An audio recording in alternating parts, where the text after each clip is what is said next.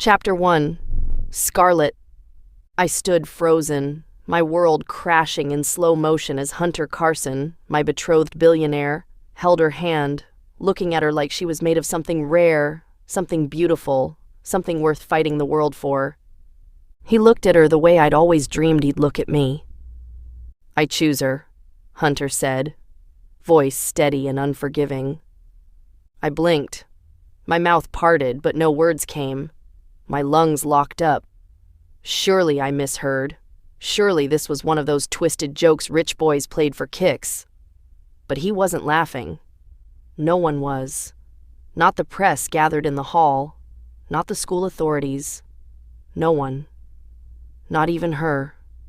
Her. The girl with thrift store sweaters and wide, manipulative eyes. She didn't say a word. Just stood there, like she'd earned this life. Like she belonged here, draped on the arm of a man born into billions. My man. Only he wasn't mine anymore. I should have screamed. I should have yanked her hair out in front of every flashing camera. I should have reminded the world who I was, daughter of Alicia and Martin Hawthorne, heiress to the Hawthorne empire. But all I could do was watch as my fiancé kissed someone else right in front of the whole world. And just like that, the boy who was supposed to be my future chose the pauper over me. The worst part? He didn't even know I was his fiancé. 3 months earlier, I was perfect. And I don't mean that in the stuck-up, braggy way poor people always say rich girls mean.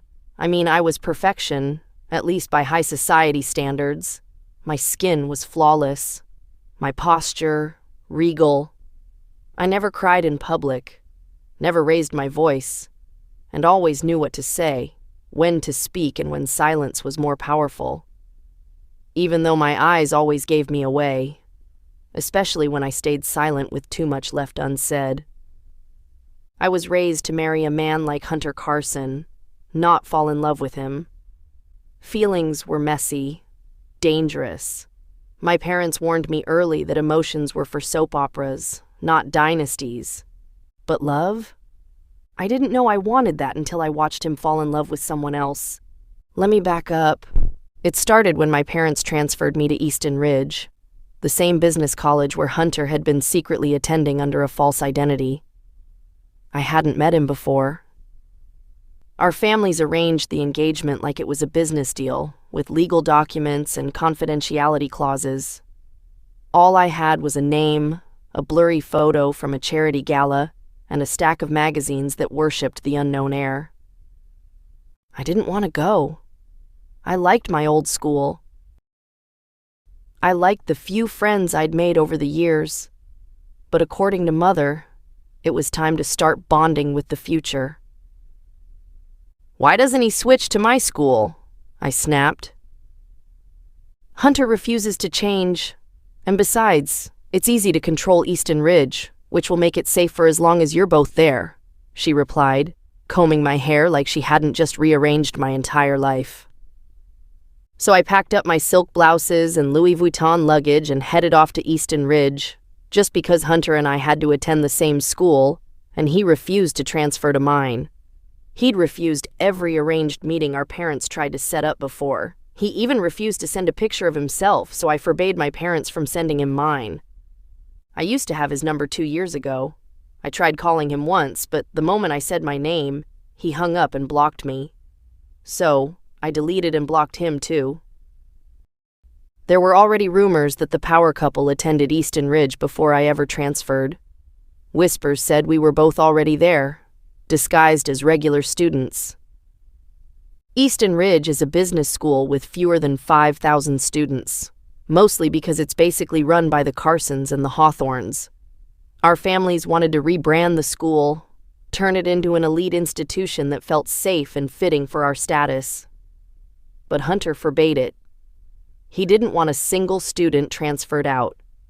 So our parents had to compromise, cut down the number of admitted students and tighten security in and around the school. And now I have to attend classes with scholarship students and middle-class kids, all because of one man, Hunter Carson. No one knew I was Scarlett Hawthorne.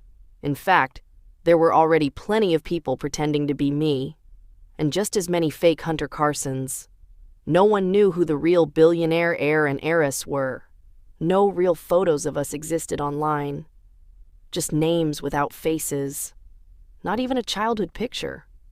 Easton Ridge was beneath me. The students were obsessed with being more than they were, and even if they wore designers, it was all fake. Fake Gucci, fake Louis Vuitton, fake Nike. One was even spelt as Nick. It made my head spin. One day I walked through the hallway, carefully avoiding brushing shoulders with the swarm of students clogging the entrance. "Princess alert," a guy snarked. It wasn't paranoia. He wanted me to hear. I paused, glared, but he was already walking away. Jerk. I'd seen him leaning on a wall in the hallway wearing faded jeans and a plain black hoodie that screamed poorer than the poorest.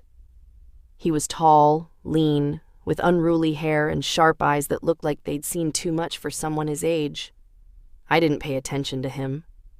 I didn't have time for people who didn't match my energy. Then came the moment everything began to spiral. I was on my way to the library when a girl in a frayed cardigan accidentally bumped into me. Her elbow jabbed hard into my side, too forceful to be anything but intentional. "Watch it!" I hissed. She looked up with those fake innocent eyes. "Oh, I'm so sorry. I didn't see you." Right, because a 6-foot-tall human sculpture like me is invisible. I narrowed my eyes. "You've got eyes. Try using them next time." "Maybe next time," she murmured, just as a guy slid between us. "Is that how you talk to people?" he snapped. I froze. It was him. The hoodie guy. Only this time his eyes weren't just cold, they were burning. "Excuse me?" I asked. She apologized. "You didn't need to go full Ice Queen on her," he bit out, his voice loud enough to silence the hallway. One by one, heads turned. I'd never been humiliated like that. Not in public. Not ever. My cheeks burned, and for the first time in my life I didn't know what to say. She, the poor girl, just stood there looking like a delicate little lamb while everyone pitied her. I didn't know her name. Not yet. But she'd just declared war. And I was not going to lose. Not to her. In the library, I was so upset. However, I couldn't stay upset because Easton Ridge is full of clowns. A girl sat beside me in the library. She introduced herself as Scarlett Hawthorne, interestingly. She told me she didn't mingle with people beneath her, but I matched her vibe. I looked at her, and those obviously fake gold earrings dangling from her ears. Fake Scarlett told me not to think too much about what happened in the hallway, that Maddie Bloom always got into trouble with rich girls and Richard always happened to be nearby to rescue her. That was her name, Maddie Bloom, the girl from the hallway, and Richard, the guy who had humiliated me. Fake Scarlett told me Maddie came from a town so small I couldn't even find it on Google Maps. She worked part-time in the school's laundry room and tutored rich kids for extra cash. Over the next few days, Fake Scarlett and I hung out together. She wasn't bad, only that she lied. She showed me other people who pretended to be her but said she was the real Scarlett. Apparently, of all the Scarlett Hawthornes in Easton Ridge, she played the part more accurately for a billionaire heir. I gifted her stuff. She accepted thinking they were fake. But I don't do fake. Why fake what can be real? Maddie Bloom was somehow always in front of me. She was the kind of girl who always acted grateful, always smiled just enough to be sweet, but never so wide it looked fake. But I knew fake when I saw it. She played her part well, getting close to Richard, always being nearby, bumping into him like fate kept throwing them together. I watched it unfold like a romance K-drama. Why go through all the stress over a guy as broke as her? One afternoon, while I was walking past the garden behind the school, I heard laughter. His laughter. And there they were, sitting on the stone bench, heads close, shoulders touching. He was holding a cheap sketch pad, grinning like a lovesick fool while she blushed like she'd never been seen before. "I can't believe you drew this," he said. She giggled. "It's not that good." "It's perfect," he replied. I almost blushed on her behalf because of how he paid attention to the very detail of her drawing, and that feeling almost made me puke. I walked away. Weeks passed, still no sign of him. My supposed billionaire fiancé, Hunter Carson, hiding behind the fake name Kelvin, was nowhere. He didn't show up at the meeting spot our oh-so-powerful parents arranged. Not a call, not a message, nothing. Just silence. So I said screw it, screw him. If he didn't want to meet the girl he was contract-bound to spend forever with, fine. I wasn't going to beg for anyone's time, especially not some spoiled heir too scared to show his face. I found out I was Scarlett Hawthorne 4 years ago, on my 16th birthday, when curiosity led me into my father's private study. I found a birth certificate with a name I never expected, Scarlett Isla Hawthorne, the infamous, faceless, billionaire heiress the world seemed to worship. My whole life, I believed I was Ina Ross, the quiet, adopted daughter of Martine and Alicia Hawthorne. They told me I was the child of a distant cousin who died suddenly, that they took me in out of love, that privacy was protection from the same people who killed my birth parents. But it was all a lie. Hidden in a locked drawer in my father's study, buried beneath folders stamped confidential, was the truth. A birth certificate. Not Ina Ross, not anyone else. It said Scarlett Isla Hawthorne. The name they told me was just a myth. A story they made up to keep the world talking. Except she wasn't a myth. She was me. And that wasn't even the biggest twist. I'd always known I was betrothed to someone named Kelvin, a mystery fiancé I'd never met. But when my parents finally told me the truth, when they admitted who I really was, it became clear who he was too. Hunter Carson, the faceless billionaire heir. Scarlett Hawthorne and Hunter Carson, the ultimate power couple, bound by contract, branded by legacy. Our future was sealed before we even knew our own names. Meanwhile, at Easton Ridge, things only got worse. The more I tried to ignore Richard and his little Maddie, the more they flaunted their affection. It wasn't even dramatic. That was the worst part. He cared about her. Genuinely. It wasn't about looks or money. They didn't have either. Somehow, they were always wherever I happened to be. Or maybe I kept ending up in their orbit without realizing it. One day, I caught sight of them from across campus, gisting and laughing like they were in their own little universe. He couldn't take his eyes off her, not even when she laughed loud enough to draw stares. I knew whatever he said wasn't funny. I turned away, heart pounding harder than I wanted to admit. I didn't like him. He was rude, arrogant, judgy. Typical middle-class guy who thought being unimpressed made him interesting. But in that moment, as I watched him look at her like she was his sun and moon, I realized something terrifying. I wanted him to look at me like that. Then I reminded myself of the plain way he dressed, the secondhand shoes, the way he never quite fit in. He was beneath me. I was Ina Ross, or more accurately, Scarlett Hawthorne, and girls like me didn't fall for boys like him. Then came the night everything changed. Easton Ridge's annual legacy auction, an exclusive black tie event where board members and rich parents bid millions on student art crafted during curated enrichment weekends. The event was less about artistic merit and more about maintaining social dominance. I was dressed in custom Valentino, draped in gold that caught the chandelier light like a promise. The night was meant for legacy families to quietly assert power, to write checks with more zeros than most students' futures, all for the honor of seeing their names in platinum print on the school's donor wall, a wall typically owned by the Carsons and the Hawthornes. It wasn't supposed to be the night everything unraveled.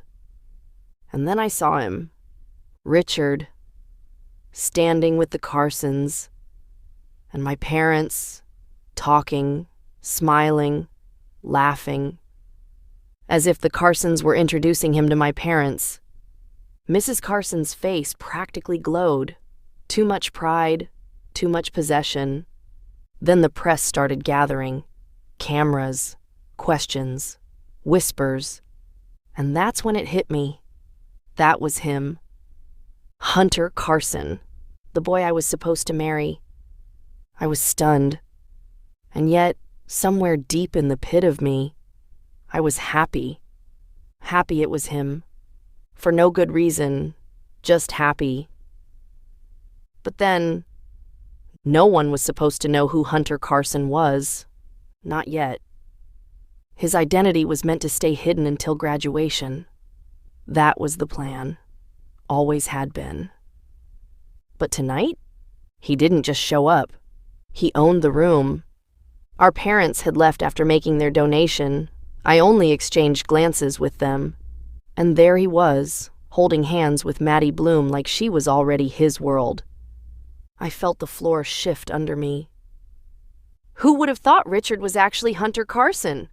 Fake Scarlett leaned in too loud. Maddie Bloom just hit the jackpot. Do you think Maddie's the real Scarlett Hawthorne? I said nothing, but the sting in my chest said everything. All my life, I wasn't allowed to have a boyfriend because I was betrothed to him. We were the power couple. And now he was. His future wife will be the luckiest girl alive, she added with a giddy sigh. Isn't that supposed to be you? I muttered. The words hit like a slap. Future wife. That was supposed to be me. I could hear the whispers rippling around the ballroom. He's the Carson heir? Wait, Maddie's Scarlett Hawthorne? No freaking way. The power couple were walking among us this whole time. Oh my God! Richard and Maddie, Romeo and Juliet, Hunter and Scarlett. I thought they lied about the power couple attending Easton Ridge. He must have heard the whispers too. But he didn't let go of her. He held Maddie like she was his answer to every question. And that's when I decided I was going to fight. I was going to show him, and everyone else, who Hunter Carson belonged to. I was done watching from the sidelines, while someone else lived the life that was meant for me. But just as I took my first step toward him, he turned. Toward the cameras, toward the press. Fingers still intertwined with hers, he said the words that would explode across every social feed in minutes. I'm in love with Maddie Bloom. And no, she is not Scarlett Hawthorne. But I choose her, and I'm going to make her a Carson. The room erupted. Flashbulbs, gasps, screams. And me? I just stood there, heart pounding, breath frozen in my chest. Chapter 2. Scarlett. They say time slows down when your heart breaks. They lied. Time didn't slow down. It collapsed. Right there in the middle of the hall, surrounded by chandeliers, champagne, and smug billionaires pretending not to care about the drama unfolding in front of them. My brain kept replaying his words like a scratched record. I'm in love with Maddie Bloom, and I'm going to make her a Carson. But he didn't stop there. He kissed her. The press devoured it. Some even clapped. I just stood there, like a mannequin on display, flawless, frozen, and completely unwanted. Scarlett Hawthorne, that's me, the girl people called the Snow Princess. The girl who had everything until Maddie Bloom showed up in her moth-bitten sweater and took it. I didn't smile. I walked out. It was all over the internet. Heiress fees Pauper fight after fiancé's shocking love confession. the headlines screamed the next morning. I'd become a living meme overnight. Edits of an unknown, lavishly dressed girl standing alone were everywhere, usually with some sarcastic caption like, "When your billionaire man picks Target over Tiffany's." It was a relief that no one knew the face of Scarlett Hawthorne. But the worst part? Hunter still didn't know I was his fiancée yet. But even if he did, would it have made a difference? The week that followed, Easton Ridge felt colder, crueler. Everyone watched me like I was glass about to shatter. Some of the girls whispered behind my back, thrilled to see a perfect princess finally knocked down by a pauper. Since it turned out the pauper I'd supposedly bullied in the hallway was the billionaire heir's girlfriend, while I was just Ina Ross to them, an unknown overspoiled rich kid like a few other students. Or maybe it was fake Scarlett they were watching. But she didn't care why, would she? She's not Scarlett Hawthorne. Never was. Despite everything happening, I wasn't broken. Not yet. And I wasn't letting Maddie Bloom win. Hunter ignored me in class. Not ignored, he just didn't notice me, like always. He only seemed to have eyes for her. They'd sit together during lecture, laugh during breaks, and occasionally disappear to God knows where. I couldn't keep pretending not to care. I also couldn't show that I cared. So I just watched from the sidelines. One sunny Thursday afternoon, I was walking past the old seminar hall to go meet with fake Scarlett when I heard voices. Maddie and Hunter were inside, alone. I should have kept walking, but I didn't. I hovered just outside the cracked door, my heart thudding like it was warning me. What I heard next felt like a punch to the gut. "I don't get it," Maddie said. "Why me? I'm not rich. I'm not like the girls you're used to." Hunter chuckled, soft and sincere. "That's the point. You're real. You don't care about power or status. You don't try to be perfect. You just are." My stomach twisted. Maddie sighed. "But what if I'm not enough for your family?" "They'll come around," he said. "By now they know I'd rather be with you than with someone fake." There it was. Fake. That was how he saw me. And he didn't even know who I was yet. I called my parents and told them everything. "He doesn't even recognize me," I said, trying to sound calm but feeling anything but. "He's falling for someone else, and he thinks I'm fake." My father clenched his jaw. Mr. Carson assured me that whatever happened the other day was just a joke, and he was going to take care of it. But that boy needs a reality check. "Then let's give him one," my mother said. The following weekend, everything exploded. We were at the Carson estate for the annual Investors Brunchan event that doubled as a who's who of billion-dollar families and their overachieving offspring. I didn't want to go, but Mother insisted. "You and Hunter need to remind the world who the power couple is. And this time, let them see the face of power." Power couple. What a joke. Hunter showed up late, Maddie on his arm. She looked nervous, clearly out of place in her borrowed dress and second-hand heels. People whispered, but Hunter didn't care. He was proud to show her off. Too proud. And then, just as the CEO of Carson Enterprises raised his glass for a toast, my father cleared his throat.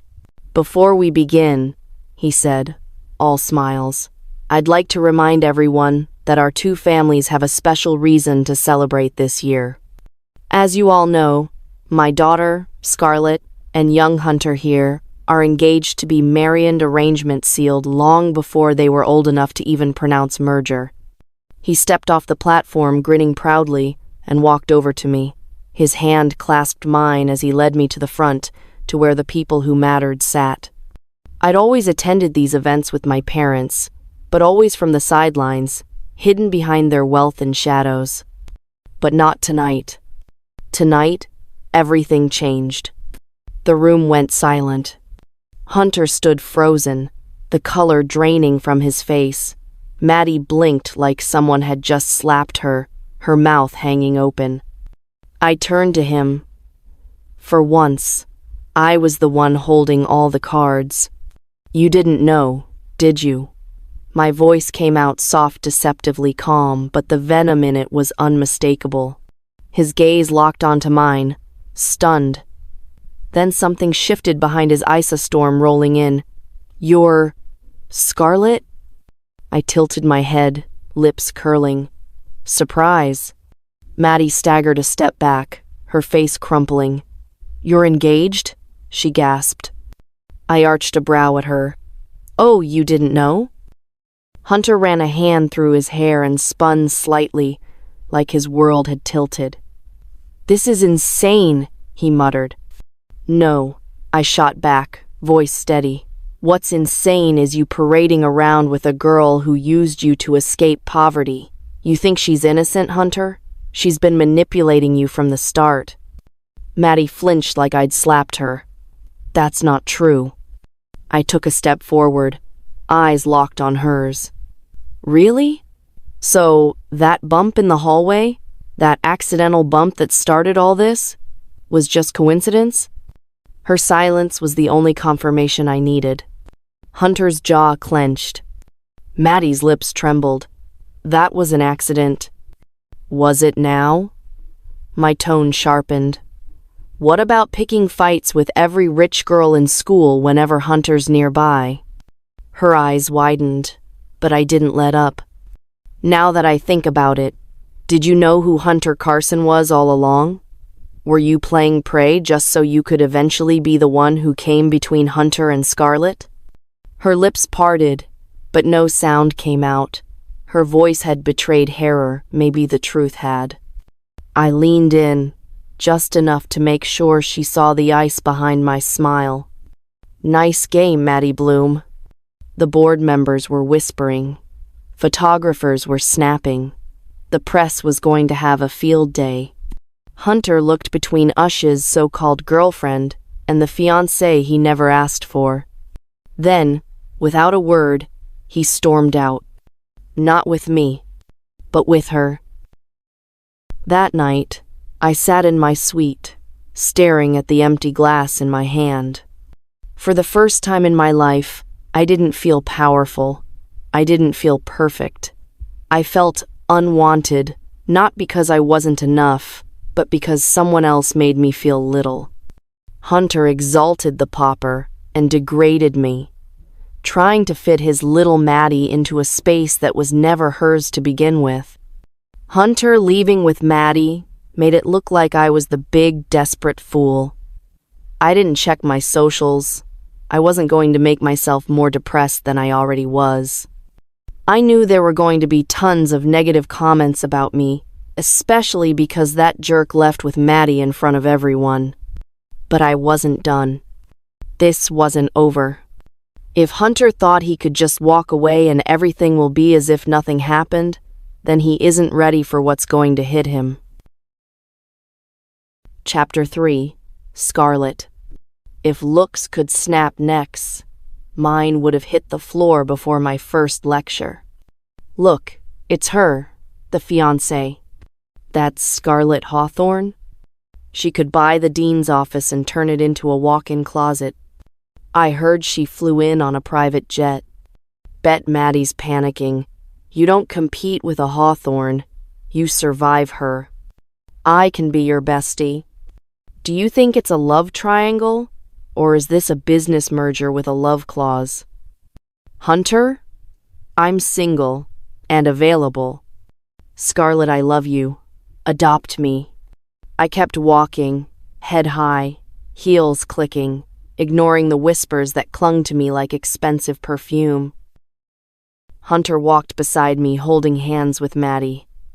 Silent, unreadable, his backpack slung casually over one shoulder. He didn't look at me, didn't speak.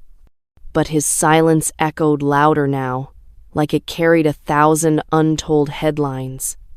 That's what happens when your engagement becomes public knowledge. When your last name starts trending on campus group chats. Now, everyone knew who I was. Correction. They finally knew the face of Scarlett Hawthorne. In less than 24 hours, I'd gone from invisible heiress to campus headline. I wasn't sure who to trust anymore. People who hadn't glanced my way were suddenly trying to squeeze into my shadow.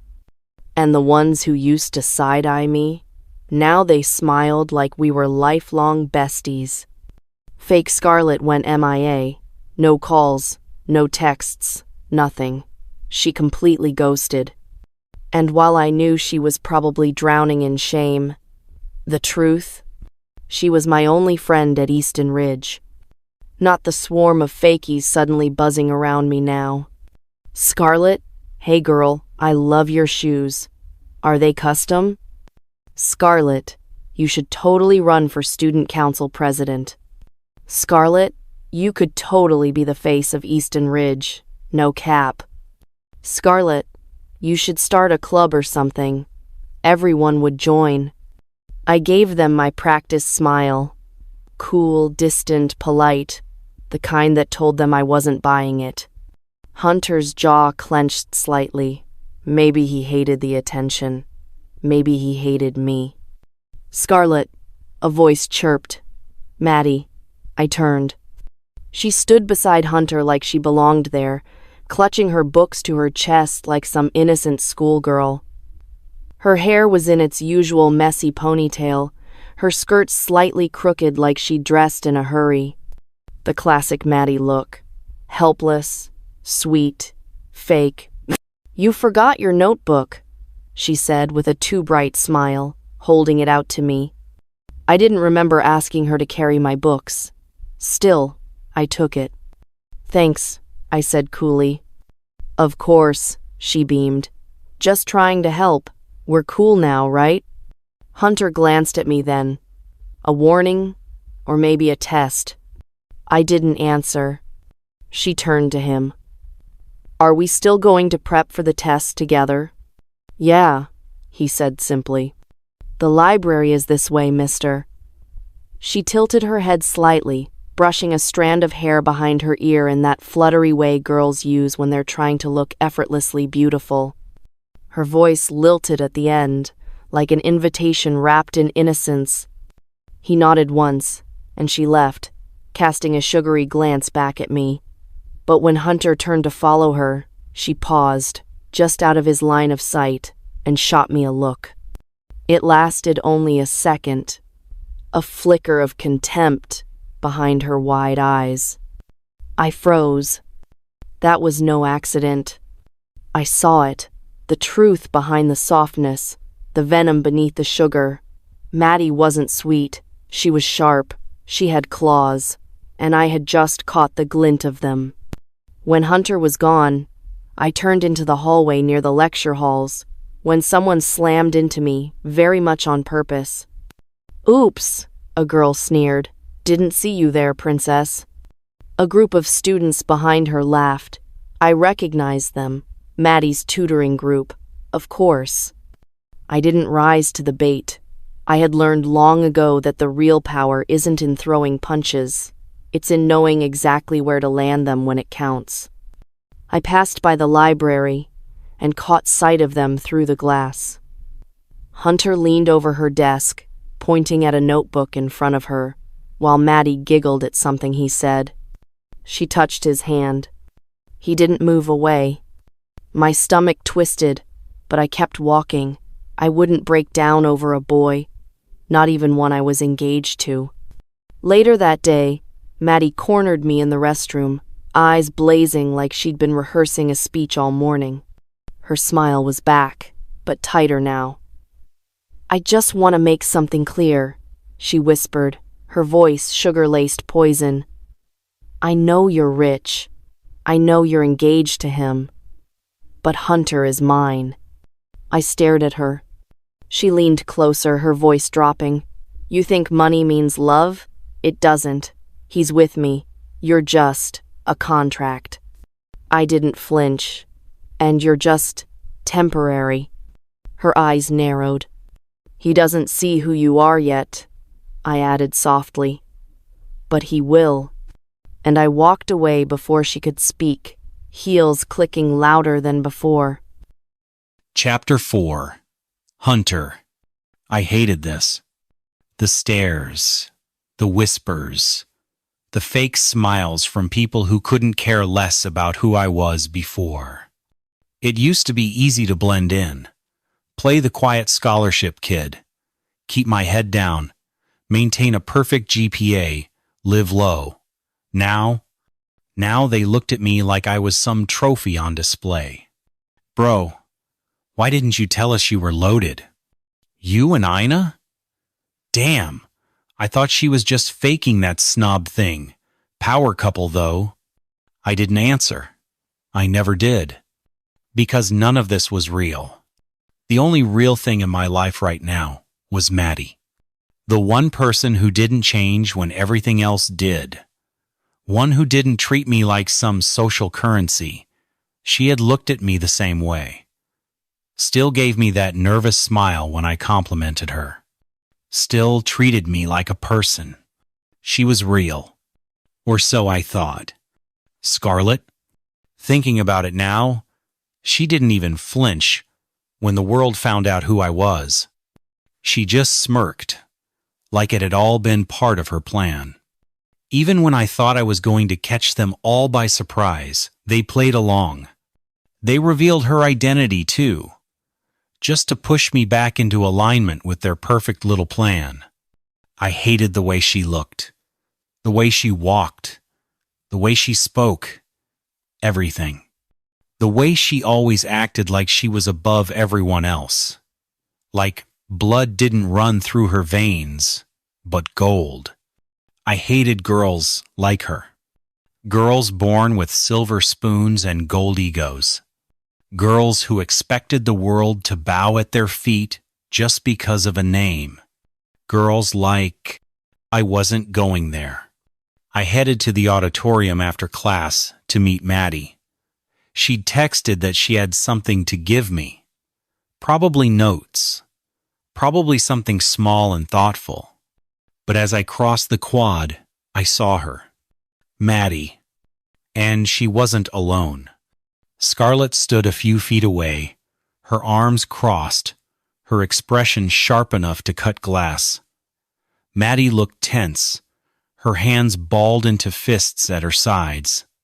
I was just about to call out when I heard Scarlett's voice. This is your final warning, Maddie. I swear. My stomach dropped. I rushed forward. I'm not scared of you, you know, Maddie snapped. You think just because you have money, you can have everything? Hunter doesn't want you. No one wants a cold-hearted snob who thinks money makes her untouchable. You want to be a Carson so bad? Why don't you get your own life instead of orbiting mine like some pathetic moon? Maddie's shoulders stiffened. You're just mad he's not into you. Scarlett stepped closer, calm but dangerous. And you think playing the innocent poor girl card makes you better? You're pathetic. Maddie ducked her head.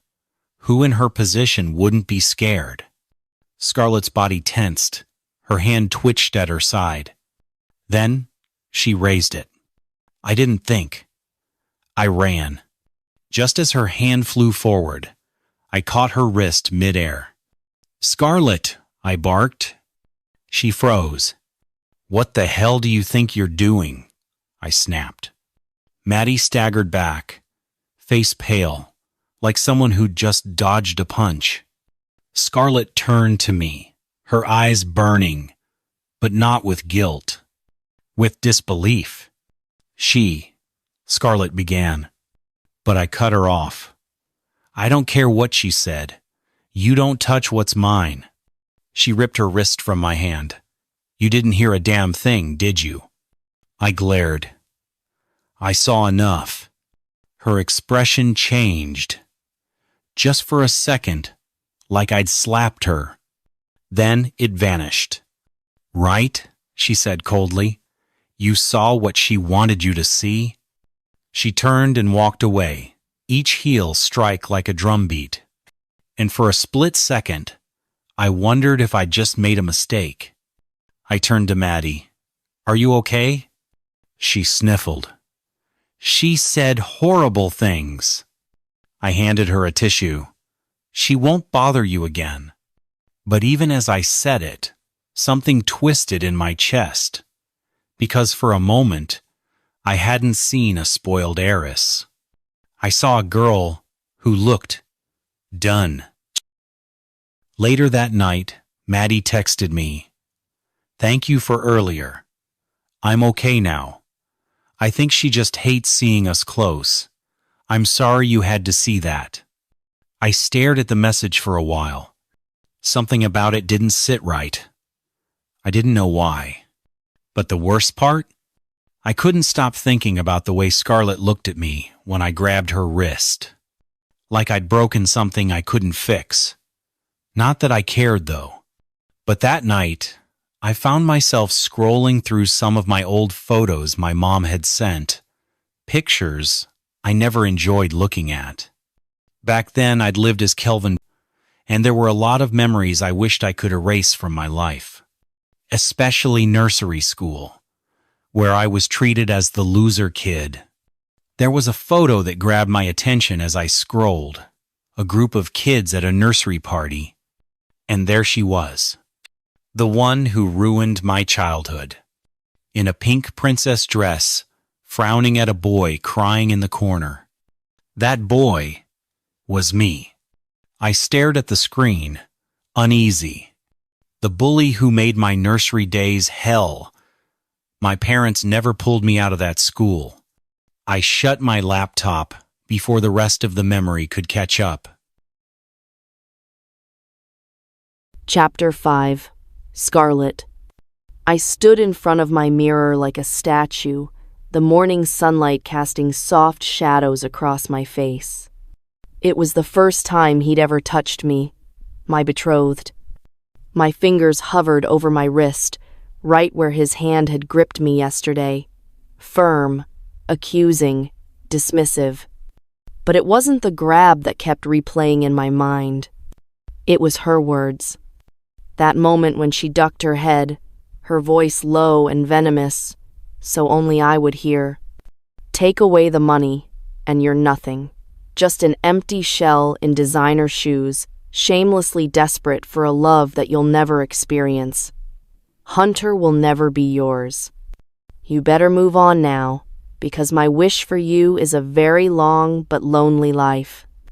The words echoed now, hitting harder in the silence of my room than they had in the heat of confrontation. An empty shell? A bitter laugh escaped my lips, but it tasted like salt. I pressed my palm to my chest, grounding myself. I wouldn't cry. Not for her. Not for him. Not for anyone. I'm Scarlett Hawthorne. My name carried weight. My bloodline built empires. I wasn't going to let a scholarship nobody and her blind lover boy Hunter tear me down. But still, the weight of knowing Maddie was his lover, his choice, cut through me like glass. And because of him, I'm being ridiculed by someone so insignificant. If not for him, Maddie wouldn't even dare breathe in the same room as me. Not even when I was Ina Ross had anyone humiliated me like this, and now, as Scarlett Hawthorne, it's worse. People look me in the eye and dare to insult me. I'm surrounded by mediocrity, forced to lower my head and smile at people who should never have had access to me. All because of him. I sat on the edge of my bed, breath shallow. Then my phone buzzed. Group call. Eliza, Nina, Freya. My heart clenched. I hadn't spoken to my old friends since my father introduced me as Scarlett Hawthorne at the Carson brunch. I debated declining, but then hit accept. Ina. Sorry, I meant to say. Scarlett. Eliza nearly choked on her cereal when she saw your face on TrendBuzz. Girl, you're literally trending. On all platforms. Scarlett Hawthorne, why didn't you tell us? We've been friends since freshman year, and you drop this on us in a headline? Freya added dramatically. I managed a small smile. We were so mad we weren't going to call. And you didn't even think to call us? I knew Eliza would be the most upset. We've been friends since nursery. But I still convinced them to forgive you, she added. We can't let anger make us lose our friendship with the billionaire heiress. You owe us outings, thousands of outings and parties all over the world. Oh, and sleepovers in all the Hawthorne empires, Freya said excitedly. Sleepovers. Eliza dragged the words. I already knew what she was going to say next. So the house we used to go to? Mr. and Mrs. Ross were fake? That's story for another day, I said, yawning to hint that I was tired, but I knew my friends. The conversation just started. You looked like a goddess, by the way, Nina said. But that Maddie girl? Ugh. And what did Hunter Carson say? They all fell silent for a second, as if the memory was sacred. Freya cleared her throat.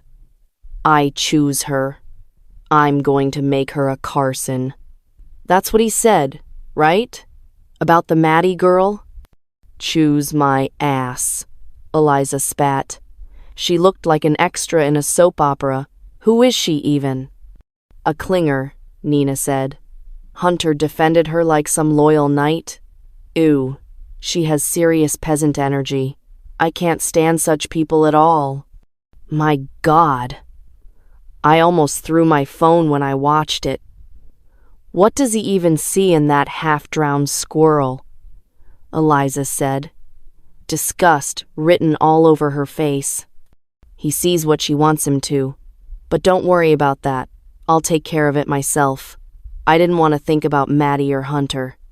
Yes, the pictures that keep popping on the internet every day now show how well you're taking care of it, Eliza said.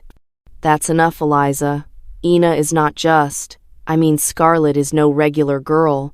She is the billionaire heiress, and I'm sure she has a plan. Right, girl? Nina said. I wish I did. I just smiled. I just don't want anyone belittling you. You don't even need Hunter Carson. You are Scarlett Hawthorne. Never forget that. Don't let that cockroach supported by blind Bartimaeus make you bend. Eliza was clearly disgusted. I nodded, grateful for the support system I had just when I needed it. Eliza, you do know that Bartimaeus got healed, right? Freya said, and we all burst out laughing. It was like medicine to my soul. But anyway, we heard something juicy. Nina changed the topic.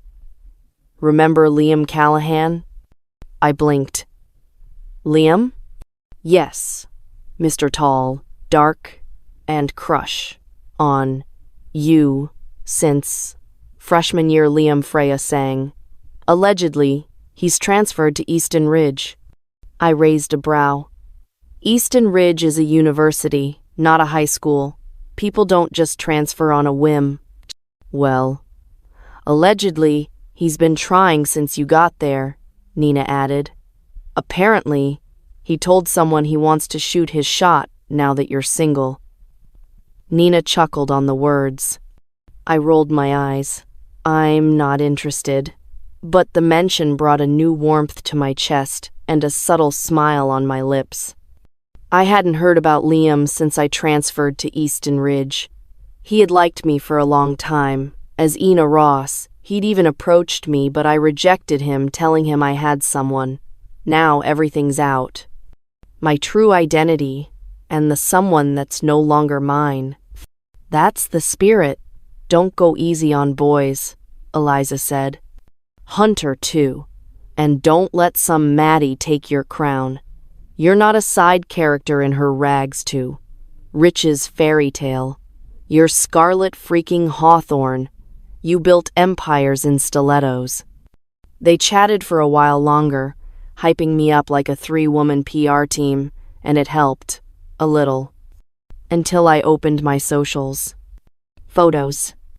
Of me and Maddie standing off, Hunter arriving, grabbing my wrist. Sarcastic captions floated under the posts like poison. Princess versus pauper. Money can't buy love, but it can buy a broken heart. He left the queen for the girl with nothing. What a plot twist. I didn't cry, but I stared until the phone blurred. Later that afternoon, I walked through the courtyard, heads turned. Some boys whistled, one even winked. Ditch the loser, Scarlett. I'd never grab your wrists like that, one of them said boldly. Another held out a rose. A flower for the most beautiful heartbreak on campus. I barely glanced at them. Choke on it, I muttered as I passed. They laughed, thinking I was flirting. I wasn't. I didn't give them a second thought. I wasn't in the mood for half-hearted attention from shallow boys who only noticed me now because of my last name. As I turned the corner near the old art block, I paused. Hunter stood by the vending machine, Maddie beside him. She reached up to fix something on his collar. He leaned down, whispering something that made her laugh softly. 3 girls walked by, giving him obvious bedroom eyes. One even blew a kiss.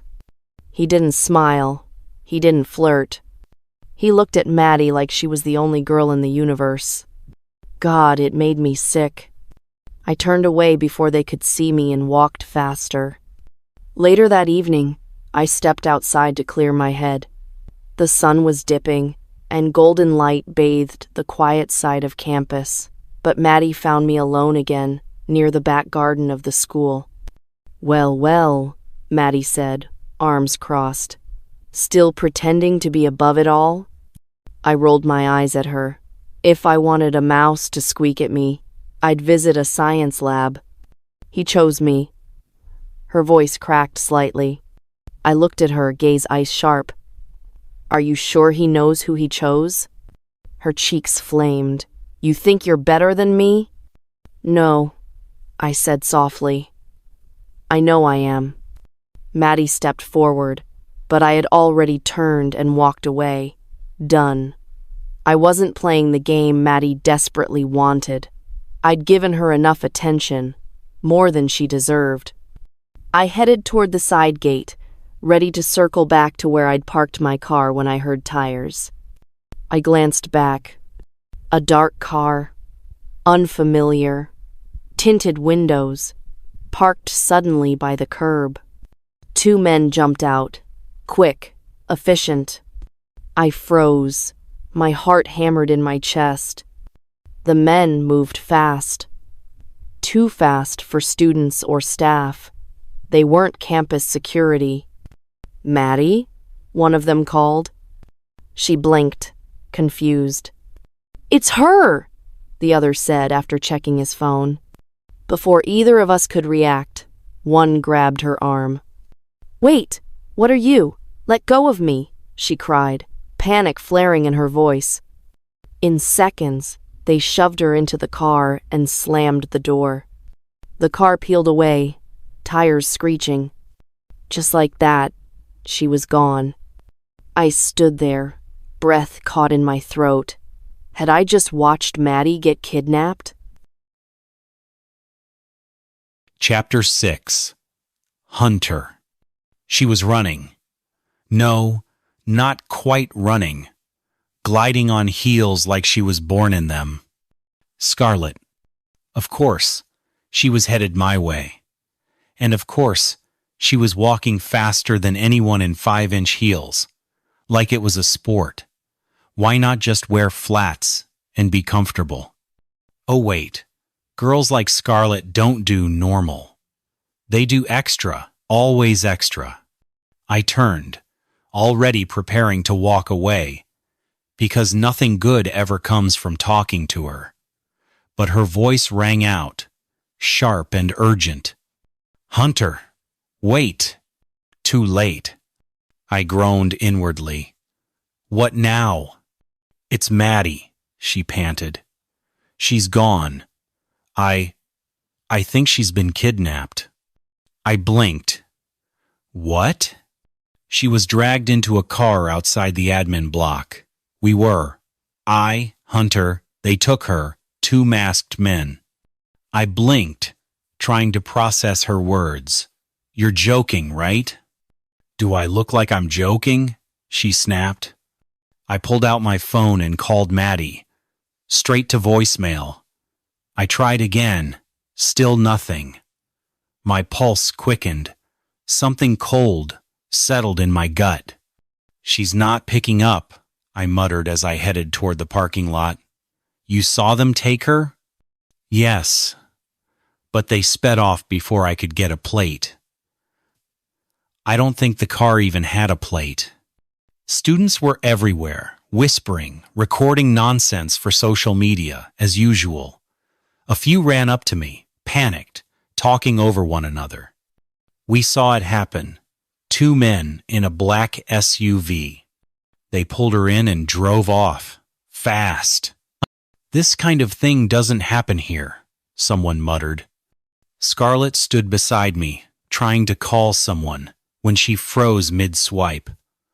Oh my God, she breathed. What now? Before she could answer, two girls nearby ran over, shoving their phones in my face. Images of Maddie being pulled into a black van and standing a few feet away. Scarlett, in the frame, hands folded, expression unreadable. What the hell? I stared at the image. You don't look surprised in this. Her eyes were fixed on her own phone. I didn't even know people were filming the comments. Her voice trailed off as she read out loud. Don't mess with the billionaire.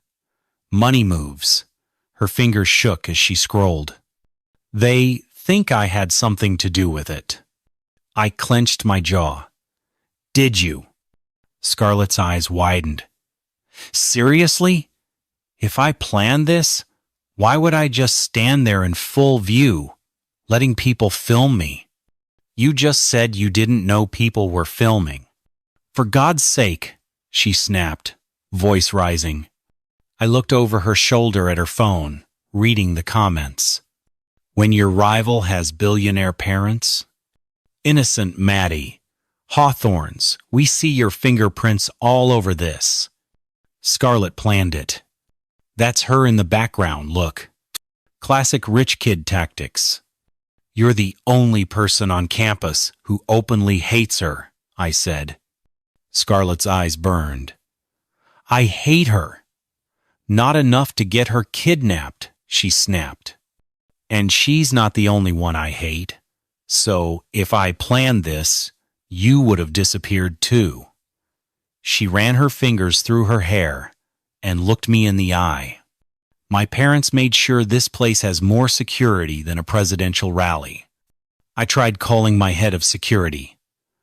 No answer. Called again. Nothing. The school's security? Useless. They claimed they had everything under control and were looking into it. Total crap. I turned back to Scarlett. Then explain the pictures. Explain your face. You looked calm. Calm? I wasn't calm. I was terrified, she snapped. And I already sent pictures to my security team. They're on it. We'll find her. You're acting like this isn't your parents' doing. Her face hardened. Don't say anything bad about my parents. Why? Afraid I'll say the truth? If after everything I turn out to be innocent, I'm curious about one thing. What are you going to do? I didn't respond. I'd love to see the stupid look on your face. She didn't talk further. She just turned and walked away, heels tapping like war drums. I called the school authorities and requested access to the CCTV footage, but they refused. Frustrated, I had no choice but to leave. I got into my car, ignoring the stares as I started the engine and pulled out of the lot. Just as I was about to drive off campus completely, my phone buzzed. Maddie. I picked up instantly. Maddie? Her voice was shaky. Hunter, I'm okay. I'm coming back. They let me go. I'm on my way back to school." She hung up before I could say anything else. I waited for her. Half an hour later, she was back, sobbing and evidently scared. I rushed towards her, shielding her from the social media freaks. We got into my car together, and I drove to my lodge. When we got in, she flung herself into my arms, crying so hard I thought she'd break apart. "They said," she cried, "they said I was taken because of you, because you chose me instead of Scarlett. They took me to her parents. They told me to stay away from you. They tried to pay me off." I pulled her closer, trying to calm her down. "You're safe now. I've got you." But anger burned through me like wildfire. "Can I stay here tonight? I'm too scared to go back." "Of course," I murmured, brushing her hair gently. I stroked her hair until her breathing slowed and her tears dried. 15 minutes later, I was standing outside Scarlett's lodge.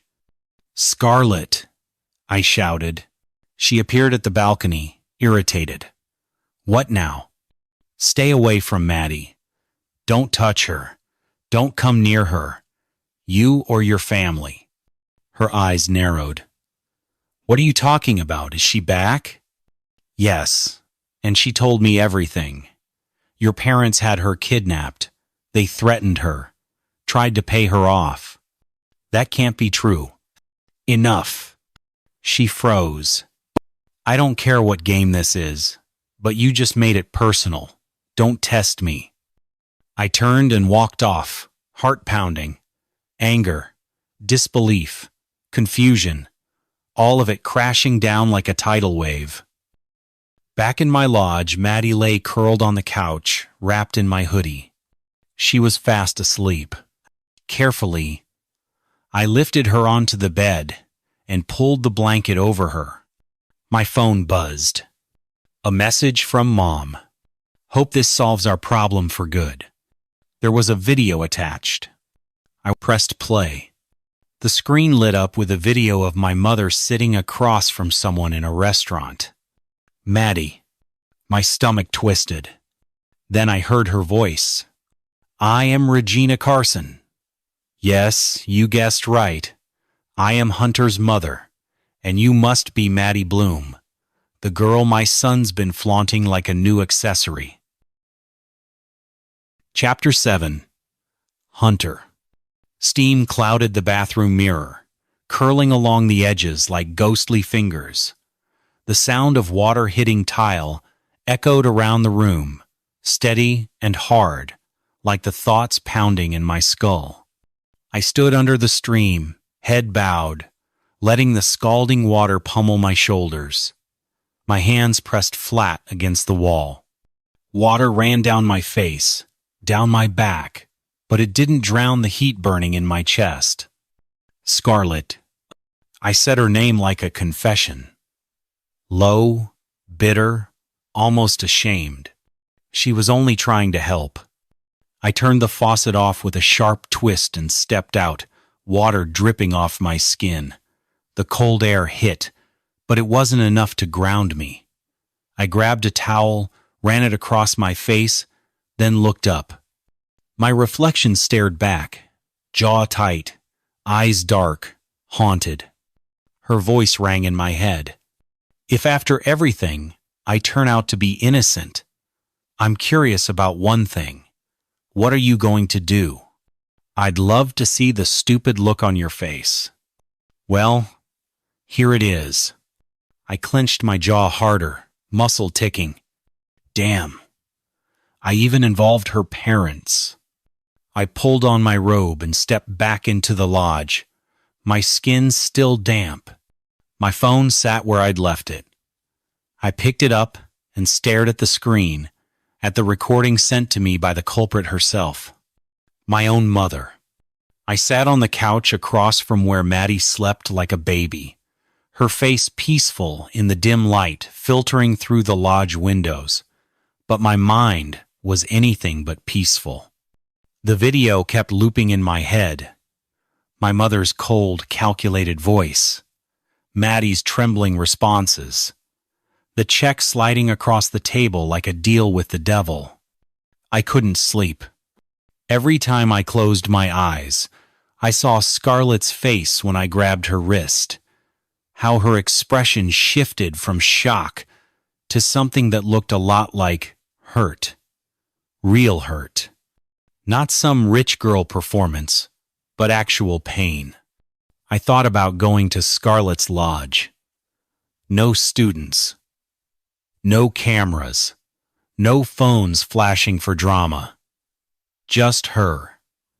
But it was already way past midnight, and I didn't even know what the hell I'd say. I spent hours trying to figure it out. 50 different apologies, 50 different ways to say I messed up, and I could see her mocking every single one of them. At 5 a.m., I gave up on sleep entirely. I ordered breakfast for Maddie, grabbed my keys, and left. I drove to Scarlett's lodge. Empty. Her sleek black car was gone too. Probably avoiding the paparazzi, I thought. The story had exploded overnight. Photos of the kidnapping, speculation about Scarlett's involvement, memes about billionaire drama. I'd seen the comments. They were brutal. I drove to campus, hoping to catch her before classes started. The early morning mist clung to the manicured lawns of Easton Ridge, and the Gothic buildings looked almost medieval in the gray light. A few dedicated students were already in the library, but no sign of Scarlett. I ended up falling asleep in one of the library's private study rooms, exhaustion finally claiming me. When my phone's shrill ring woke me, sunlight was streaming through the tall windows. 10 missed calls from Maddie. "Where are you?" she demanded when I answered. "You got me so worried." "Library." She hung up immediately. Minutes later, she found me outside the library entrance, throwing herself into my arms like I'd been gone for days instead of hours. "When I didn't see you, I got so worried," she said, her voice cracking like she was about to cry. I gently freed myself from her grip, keeping my hands in my pockets. The physical distance felt necessary now. "Thank you for the food," she said. I gave her a nod, not looking at her. "What's wrong?" Her wide eyes searched my face. I looked her straight in the eye. I hadn't planned to do this now, but there was no point in waiting. "Why did you lie to me?" The color drained from her face. Her lips parted, but no sound came out. "I lied to you?" she stammered, but I remained silent. I wanted the truth, all of it. "I received the video clip from where you were taken yesterday. So, you didn't lie to me?" Her eyes filled with tears. She reached for my hand, but I stepped back. "Hunter, I'm so sorry. I was scared." "Scared of what?" "I didn't know how to tell you it was your mother. I was scared you wouldn't believe me." "So you decided to blame Scarlett and her parents instead?" "I didn't intend to hurt anyone. Besides, your mom said I was occupying Scarlett's position, and I felt like Scarlett and her parents were definitely involved. We both know how much she hates me. I just didn't know how to tell you about your mom. I was going to, but not right now." "She hates you," I said slowly. "Yet she was the first person to tell me you were missing. She was genuinely worried. She mobilized her security team to help find you. And while the whole world was saying terrible things about her online, while people were calling her a kidnapper, she was busy trying to get help, and I humiliated her." Maddie's tears fell faster now. "I'm sorry, Hunter. I don't know what else to say." "You don't know what else to say?" My voice was colder than I'd intended. "You told me they tried to pay you off, as if you didn't accept $3.5 million from my mom to stay away from me." She broke down completely, her sobs echoing off the library's stone walls. A few students were starting to gather, phones appearing like vultures sensing drama. "Hunter, please, you have to listen to me. Yes, I accepted it." I grabbed her arm and led her away from the growing crowd toward the parking lot. We got into my car, and I drove to a secluded spot behind the old chapel, away from prying eyes and cameras. "Hunter, I'm sorry. I only took it because—" I honked the horn, cutting her off. The sound was sharp in the confined space. "Get out," I said without looking at her. "Hunter, wait. The look I gave her must have conveyed exactly how done I was, because she immediately unbuckled her seatbelt and stepped out of the car. "Hunter," she called as I started the engine. "I didn't take that money for myself. It was for my mom. She's in the hospital, and I wasn't thinking straight." My hands tightened on the steering wheel until my knuckles went white. "I didn't want to lie to you. I'm sorry. I just wanted to save her. That's all that came to my mind. And the money was just—" I drove off before she could finish. For the rest of the day, I drove aimlessly around, away from Easton Ridge, trying to process everything. My mind kept circling back to the same thoughts. How many other lies had Maddie told? How badly had I misjudged Scarlett? And why did the image of Scarlett's hurt expression keep haunting me? By evening, I knew what I had to do. I had to find Scarlett and apologize for accusing her falsely. I drove back to campus, planning to check the main buildings first, then her lodge. If she wasn't there, I'd have to call her. Something I'd never done, despite having her number saved in my phone thanks to my mom. I never had a reason to. I didn't want to now, but it was my last option. But as I parked in the main lot, I could hear the commotion before I could see it. Students were gathered in the central courtyard, that familiar buzz of excitement that meant drama was unfolding. My stomach sank. When crowds gathered like this in school, it usually involved one person, Scarlett Hawthorne. I jogged toward the crowd, pushing through the outer ring of spectators until I could see the center of the commotion. Scarlett stood in the middle of the circle, arms crossed, wearing a blood-red dress that somehow made her look both elegant and dangerous. Her hair was pulled back in a severe chignon, and those signature 5-inch heels made her tower over almost everyone around her.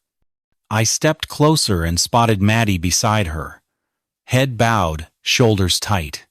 Scarlett glanced in my direction, saw me, but didn't react. She didn't care that I was there, not anymore. Maddie dropped to her knees. Scarlett didn't even blink. Phones came up, cameras flashed. Scarlett just stood there, still as a statue, arms folded like someone kneeling before her was business as usual. Her ice blue eyes found mine across the crowd. They held no rage, no smugness, just calm, collected awareness, like she had been waiting for me. "You should apologize now," she said coolly, her voice slicing through the noise. "I don't have all day." Something in her tone twisted in my chest. It wasn't cruelty. It was satisfaction. Not petty. Earned. I stepped forward, the crowd parting slightly. "What's going on here?" I asked loudly enough to silence the murmurs. Scarlett's smile cut like a knife. "Welcome, Hunter. Your little Maddie was just about to apologize. Just keep quiet and watch from the side like everyone else." "You can lord over everyone else," I said, stepping closer. "But not her. She's mine." Scarlett arched a brow. "I don't care about your claims of ownership," she said coolly. "She wants to apologize. Then let her. I moved toward Maddie, ready to help her up, but a hand grabbed my wrist.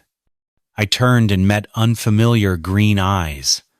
The guy was tall, nearly my height, with dark hair and the kind of posture that came from being born rich. His grip was firm, but not hostile. "She has to apologize," he said. "Scarlett's right." Chapter 8. Scarlett. Maddie had approached me, claiming she wanted to apologize. Another cheap performance just to grab attention. Her eyes welled with tears, but her voice whispered something else entirely. "Today, once again, you'll see just how much Hunter loves me, and how much of a loser you are," she said, her trembling lips barely moving. I wasn't surprised. Not at this point. The wannabe bloggers swarmed us, filming, snapping, murmuring. No one cared about the truth, just the spectacle. "I feel sorry for you, Scarlett," she continued, crying with a smile. "Despite everything I've done, Hunter will still stand by me. And you? You'll be reminded again that even with everything, you're still insignificant." I caught sight of Hunter walking toward us, and it clicked. This was part of the act. Cue the next scene. "He's here," I said quietly. "What now, Maddie? Time to cry harder?" She dropped to her knees. "I hope you don't try to kill yourself after this," she whispered. "I already feel bad for you." I said nothing. Not out loud. I'd played this game before. Hunter moved to help her up, and someone stopped him. Liam Callahan stepped between us, one hand gripping Hunter's wrist, firm and unyielding. "Who the hell are you?" Hunter snapped, trying to shake free. "Someone tired of watching you treat Scarlett like garbage," Liam said coolly. "Someone who thinks it's time you faced consequences?" Gasps rippled through the crowd. Phones lifted, lenses zoomed in. Maddie remained on the floor, tears frozen on her cheeks as she looked up at the scene unfolding. "Liam," I said sharply, "let him go." He didn't, and I knew why. The Carsons and Hawthornes practically ran Easton Ridge. A fight with him would mean expulsion, or worse, for Liam. And I'd lose the only person who'd taken my side without needing a reason. Still, he didn't back down. He leaned in and spoke low enough that I couldn't hear. Hunter's jaw tightened. "That's between me and her." "Is it?" Liam's green eyes didn't waver. "Because from where I'm standing, your mess has dragged everyone into it. The photos, the headlines, the humiliation, the drama, everything." Finally, Liam released him and stepped back, but his eyes stayed locked on Hunter. Hunter helped Maddie up. She was trembling, mascara streaked like ink down her face. "I tried to apologize," she whispered. "I tried to make it right." He wasn't looking at her. He was looking at me. Maybe it was Liam's presence beside me. Maybe it reminded him that I was still Scarlett Hawthorne, not some helpless girl who'd fade away in shame, not someone he could discard. Liam stepped in front of me to block Hunter's view. The crowd began to scatter, murmuring, energized by the drama that hadn't ended in blood. Snippets of their voices drifted to me. "Did you see the way that new guy looked at her? Liam, right? He's not even been here long. I heard he transferred for her. Hunter Carson, better be careful." About time someone stood up to him. Hunter left with Maddie.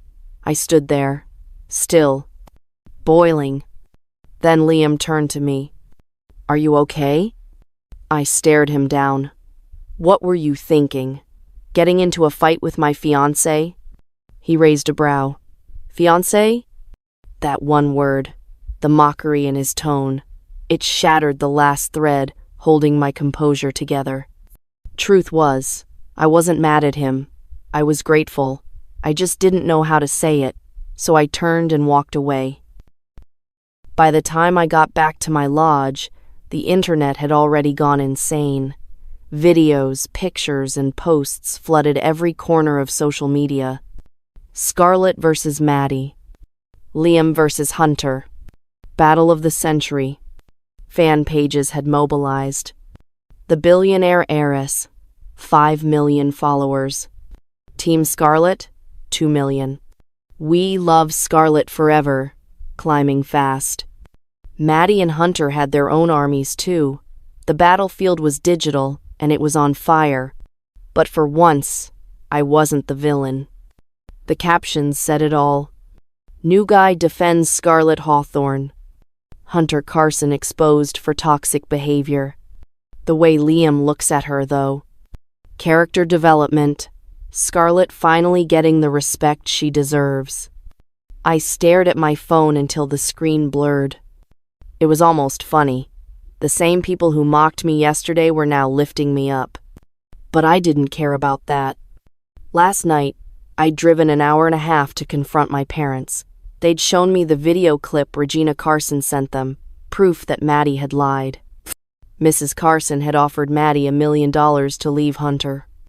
Maddie said, "Make it 2. She walked away with 3.5, a handwritten check, caught on video, sent to Hunter. He saw it. And still, nothing. That was all I needed to know. I was done. It was over. I pulled out my phone and dialed my dad's number. If my parents were blind to the constant public humiliation, if they couldn't see how this was breaking me, at least I did. I wouldn't break because of Hunter, or Maddie, or anyone else. The phone rang once. He picked quickly, like he'd been waiting. He sounded calm, almost too calm, and told me he had just gotten off the phone with Mr. Carson. They have something big planned, he said. I didn't even get the chance to ask what that meant when... Ding dong. My doorbell rang. I opened the door. It was Liam. Liam? I blinked. How do you even know where I stay? He folded his arms. You're seriously asking me that? I opened my mouth to respond, but he cut me off. Your security already knows I'm on your side. Our videos everywhere. I told them I came to check on you. Hope that answers everything, madam? His eyes scanned my face. Calm, unreadable. You okay? I hesitated, then finally said what I'd meant to earlier. Thank you for earlier. I gave him a small smile, and sorry for how I dismissed you. I stepped aside. Come in. He took a step toward me, and before I could process anything, he leaned in and kissed me. Chapter 9. Scarlett. I was pissed. I slapped him across the face and made him leave, immediately. Liam tried to apologize, but I wasn't having it. What was that? A kiss? Was he trying to take advantage of the chaos in my life? I already had Hunter humiliating me in public every other day. Now Liam too? The thought made my stomach turn. I wanted to go home, but then I remembered my dad's words. Mr. Carson had something big planned. I wasn't going to miss it. Let them try me. Earlier, I'd seen a video of Hunter and Maddie. He looked like he was scolding her, likely edited. Later, I lay on my bed, trying to sleep, but I couldn't. My mind kept replaying the kiss, over and over and over again. It was wrong. But this time, I didn't feel angry. I actually liked it. My cheeks burned with embarrassment as the memory played again in my head. Then a stupid thought crossed my mind. What if I hadn't chased him away? I didn't know when I started smiling as I thought about it. Crazy stuff. I skipped school for a few days. The drama, the cameras, the whispers. I needed a break. I didn't go home, didn't call anyone. I stayed in my lodge, turned my phone on Do Not Disturb, and instructed my security team, no one gets in. Not even my father. Not even Liam. Especially not Hunter. I buried myself in my favorite books, binge-watched rom-coms, and actually slept, without waking up to notifications or headlines. It was the first real peace I'd felt since stepping foot in Easton Ridge. Hours of solitude, bliss. But of course, peace is temporary here. The moment I returned to campus, the universe decided to punish me again. Maddie Bloom, of all people. She was standing near the library entrance, already smiling like we were about to catch up over lattes. I rolled my eyes. Hard. No way I was stopping. I walked straight ahead, head high, gold heels clicking against the floor like punctuation marks. I wasn't going to chit-chat with Bloomy. She was beneath me. And not because of the shoes. But as I passed her, she stuck her foot out. It was quick. I stumbled and hit the ground. Gasps. Laughter. The ever-present lenses of Easton Ridge turned toward me like vultures to a corpse. "Oh no, Scarlett," Maddie gasped dramatically. "Your heels are too high for a student." See what happened now? Fake concern dripping from her voice. "Here, let me help you up." I wanted to claw her face off. I tried to get up, but pain shot up my ankle. Sprained, perfect. Before I could process the pain, someone helped me up. "Liam." "Careful next time," Maddie said sweetly. "Maybe stick to flats?" I ignored her, but when she reached for my arm with that fake kindness, I snapped. I slapped her across the face. Hard. She staggered backward, mouth agape, and even in flats, nearly fell. Gasps spread like wildfire. "Don't you dare touch me," I hissed. My voice cut through the crowd. "Come near me again, Maddie Bloom, and I swear you won't like what happens next." Maddie looked stunned, like she wasn't expecting actual consequences. Her eyes brimmed with tears. Hunter arrived just in time to see the slap. Great timing. "She hit me," Maddie wailed, holding her face. Hunter didn't speak. Not to me. Not to her. The pain from my feet shot up again. "I need to go inside," I said to Liam. He nodded and wrapped an arm around me, steadying me as we walked toward the library. Each step sent fire through my ankle, but I clenched my jaw and said nothing. Until I felt a hand grab my wrist. "Hunter, you should be heading to the clinic," he said. His expression was unreadable. "I'm not sick," I said, trying to pull away, but he tightened his grip. "You're limping. You sprained something. Take off the heels." I narrowed my eyes. "Who gave you the right to?" "Let her go," Liam said. "And if I don't?" "You'd better." Then it turned into a tug-of-war. Liam grabbed my left wrist. Hunter held my right. Pain spiked, sharp and sudden, and I crouched with a wince. They finally let go. I pulled off the shoes. My foot was red and swollen. Hunter crouched slightly, turning his back toward me. "Get on," he said. Liam stepped forward too. "Don't!" He lowered himself beside Hunter, his back angled expectantly. For a second, I felt like a mafia princess in a mafia romance novel. Actually, scratch that. This was full-blown K-drama love triangle energy. Hunter, my betrothed, who'd humiliated me. Liam, bold enough to kiss me without asking. Neither was perfect. And with Maddie watching, I couldn't afford more drama. I stepped toward Liam, but Hunter lifted me in his arms before I could react. "What the hell? Put me down." "Stay still," he said, holding me tighter. Everyone stared in shock. Maddie's face was a mix of rage and humiliation. Hunter carried me into an empty classroom. He set me on a chair, locked the door, shut the windows, then he got on one knee in front of me. My heart skipped. "What are you doing?" "Looks obvious to me." He took my injured foot in his hands. "Don't mess with it.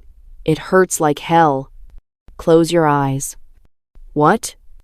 Before I could finish, I felt a sharp pain, and then relief. The ache vanished. I blinked. "How did you do that?" "Magic," he said flatly, not even cracking a smile. There was a knock at the door.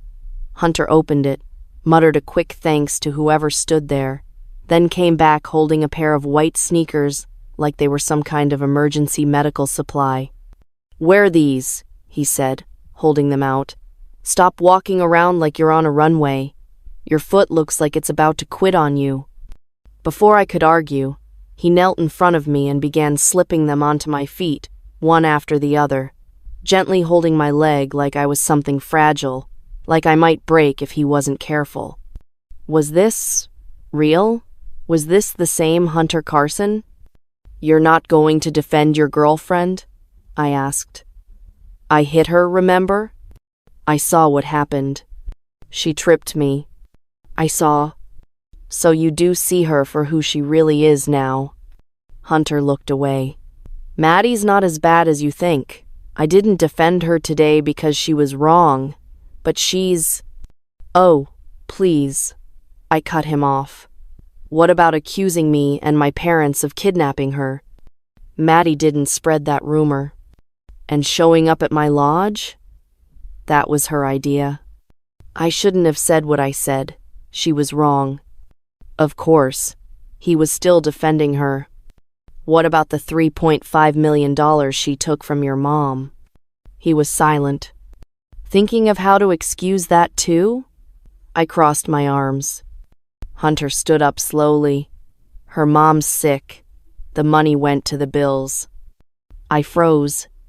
"I didn't know," I said quietly. "Neither did I." "Why didn't she tell you before, or ask you for help? What's wrong with her mom?" "I can't share that, but it's serious." He looked at me then, really looked, and said, so softly it almost made me forget to breathe, "Scarlett, there's no point in holding on to each other. You don't like me. And honestly, the feeling is mutual. Let's just end this, whatever this so-called engagement is, once and for all." "Who said I don't like you?" I snapped, heat rising to my cheeks. "Hunter Carson, you're the literal definition of evil. I've spent my entire life being told I was going to marry you. From Kelvin to Hunter. My whole world was built around you. And now you call it a so-called engagement?" He opened his mouth to reply, but both our phones buzzed at once. Calls, texts, non-stop notifications. The Easton Ridge bloggers were faster than CNN. Another knock on the door. It was Liam. Hunter gave me a long look before leaving without a word. My heart twisted. Was he going back to Maddie? I hated that it bothered me. It was the first civil conversation Hunter and I had had. He hadn't insulted me, hadn't raised his voice. He'd even helped. Is that how gentle he is with Maddie? My thoughts spiraled. The hell, Scarlett? You just let Hunter carry you like that? Liam burst out. You were there, he didn't ask. And you didn't fight it? I snapped. What was I supposed to do? Karate chop him midair? What did you two talk about? I blinked. Excuse me? Why are you still engaged to him? Call it off. What are you holding on to? Liam. I stood. You don't get to tell me what to do. I appreciate your help, but that's all there is to us. I turned to leave, but he hugged me from behind. Ina, I've loved you since freshman year. I froze, then pulled away. I'm not Ina. I'm Scarlett Hawthorne, and I'm engaged to Hunter Carson. His face fell. I walked away. I got into my car. My phone buzzed. A text from Eliza popped up. Answer right now. I picked up. Moves, girl! She shrieked. I pulled the phone back. Seriously? You and Hunter are breaking the internet. His fan pages are posting about you non-stop. Your ship just hit 500K followers. Seriously? Is that why you called? You've got millions of followers, and you don't even post. You need to start, like, yesterday. She kept rambling about our chemistry, the fan edits, the ship names. Anyway, she said suddenly, I dug deep on Maddie Bloom. My spine straightened. What did you find? Her voice dropped. Enough to ruin her life. That girl is a walking bag of dirty secrets. Chapter 10. Scarlett. We just got off the call, but Eliza's voice echoed in my mind. There's someone who can expose everything about Maddie's game. She's scared to talk, but maybe you can convince her. I just sent you her number. My chest tightened as I stared at the phone number on my screen. That was it. Whatever Maddie Bloom was hiding, I was done waiting for it to show itself. I was going to tear the curtain down myself. I looked out the window and saw her. I hadn't expected to see her again, especially not walking straight toward my car. Georgia Lee, or as I referred to her, Fake Scarlett. She was on the phone when our eyes met. Her mouth paused mid-sentence. Then she hung up and continued walking toward me. Slowly, cautiously, no fake confidence. No queen of the campus energy. Just her. I stepped out of my car, eyes fixed on her. Scarlett, she said quietly. I didn't say anything, just crossed my arms and waited. I've been wanting to find you. God, this is awkward. She gave a short, embarrassed laugh. I didn't know. I swear I didn't know you were you. I mean, I didn't know there was a real Scarlett Hawthorne until there turned out to be a real Hunter Carson. She paused, took a deep breath, then continued. But I never imagined she'd actually show up here, stay quiet amidst the many pretending to be her, and end up being my friend. That word stung in a strange way. I wasn't sure if I was more pissed or more flattered. I was pretending to be you, and then I met you, and then we actually clicked.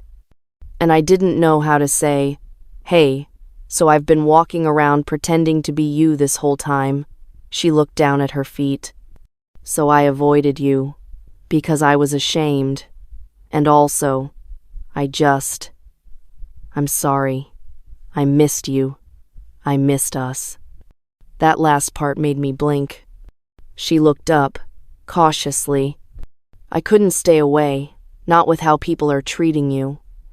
I mean, I was fake, but you were real. And I hated seeing them tear you down. I hated being part of the silence. I swallowed, but didn't respond. I let shame almost ruin a friendship with the Scarlett Hawthorne, she said with a half smile. That pulled a small laugh from me. I tried to suppress it, failed. Georgia relaxed instantly. You still match my vibes, Scarlett Hawthorne. She grinned. I rolled my eyes. We both laughed. And just like that, my friend was back. The strangest part was how easily we fell back into rhythm in the days that followed. Georgia and I started hanging out again, and soon, Liam joined us. The three of us were an unexpected trio, but it worked. Sometimes we sat on the grass by the South Quad, sometimes at the juice bar after class. Liam would joke about Georgia being the better version of me, and I'd roll my eyes while she pretended to agree. But after a while, Georgia stopped showing up when Liam was around. She still talked to me, still came to my room, still sent me memes and voice notes late at night, but something had shifted. One evening, as we lay side by side on my bed watching dumb reality clips, she blurted, "I think I like Liam." I turned to her. "What?" She laughed nervously. I didn't mean to. I didn't even know, and I didn't tell him, obviously, but he figured it out, and he told me to end whatever feelings I have for him. Said he only has eyes for you. I blinked, unsure what to say. "It's fine," she added quickly. "He's a good guy. I respect him more for saying it, and I'm not heartbroken or anything. I just needed to say it out loud once, you know." I nodded. "Yeah, I get it."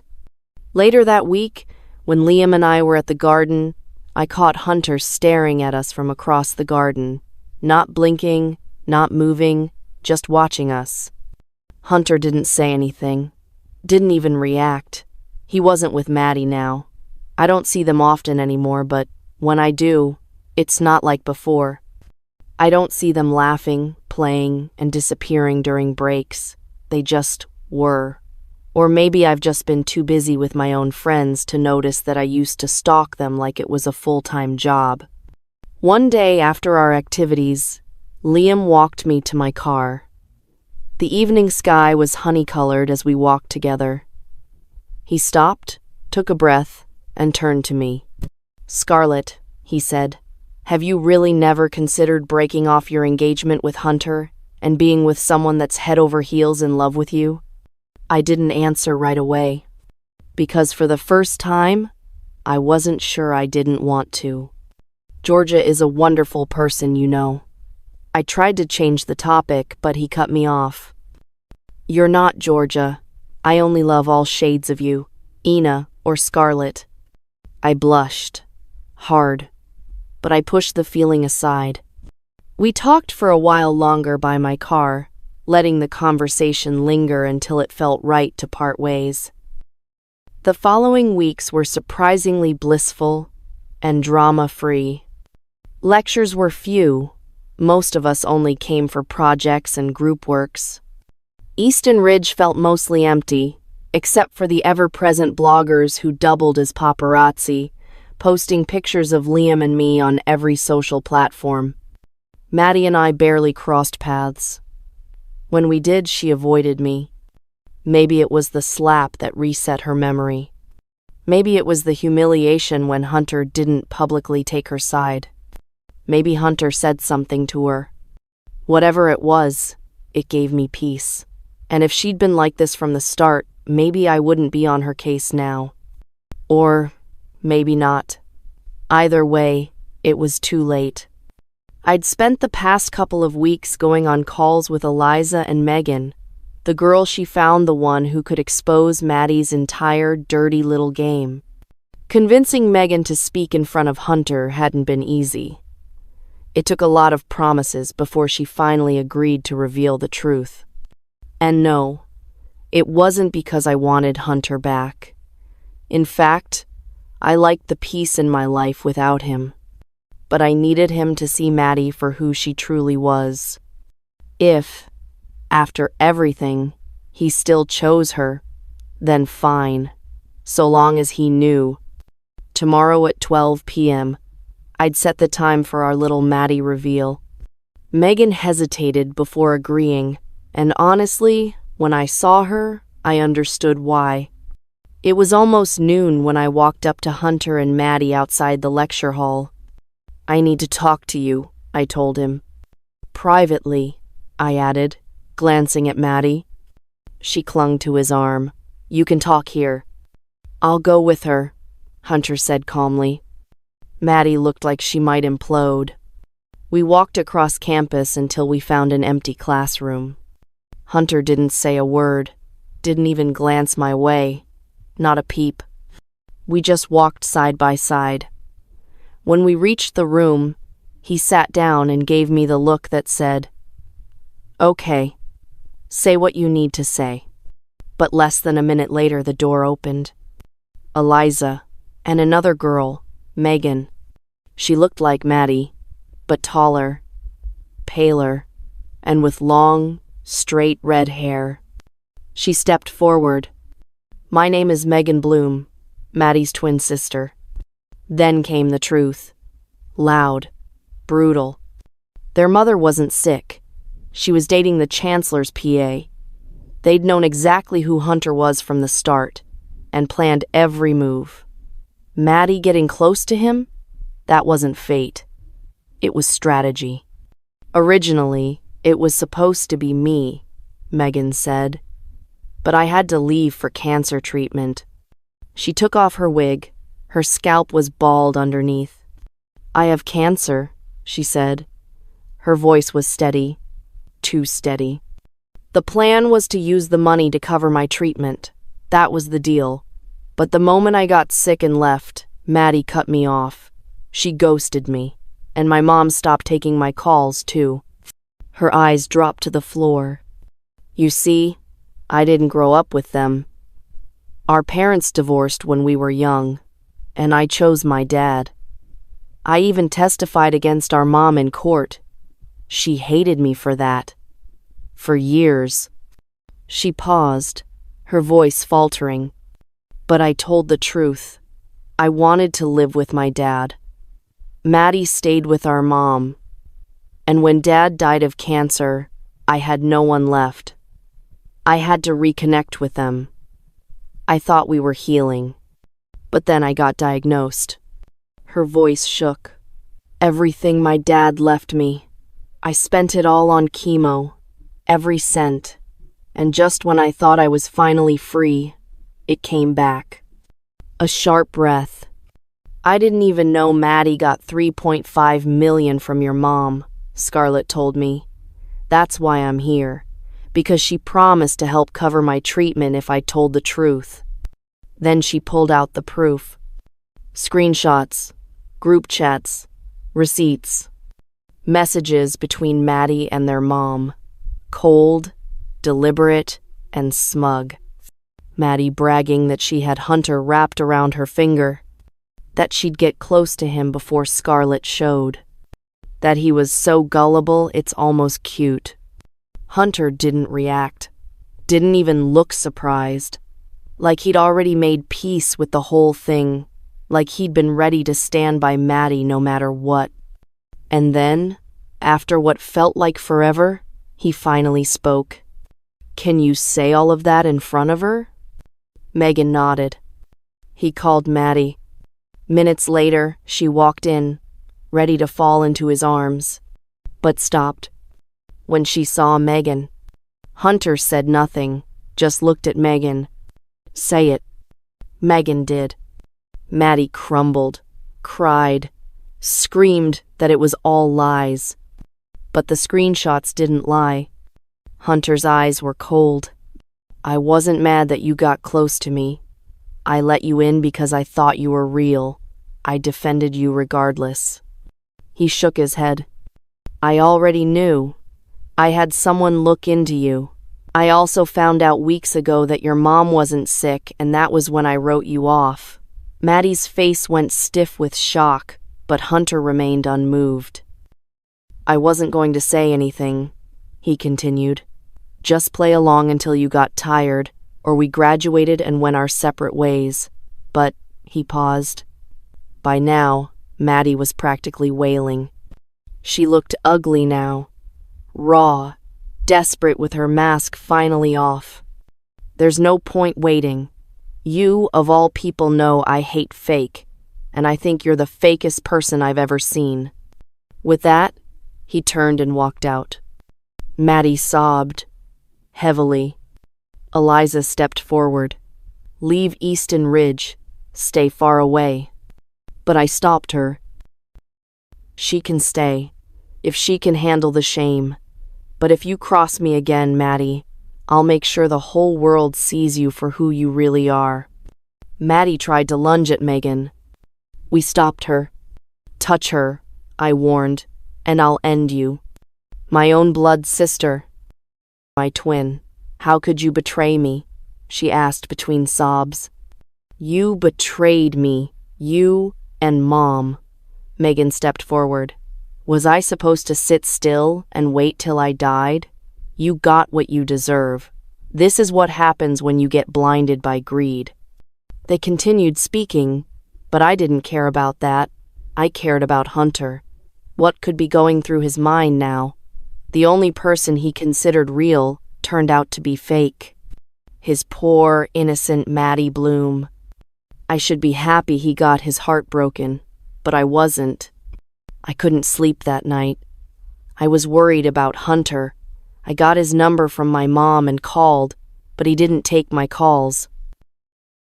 Liam found me at the juice bar the next afternoon, smiling like always. We chatted for a long time, and for a while, I forgot about Hunter completely. Let's do something stupid, he said. Be my girlfriend, just for a day. No pressure, just us.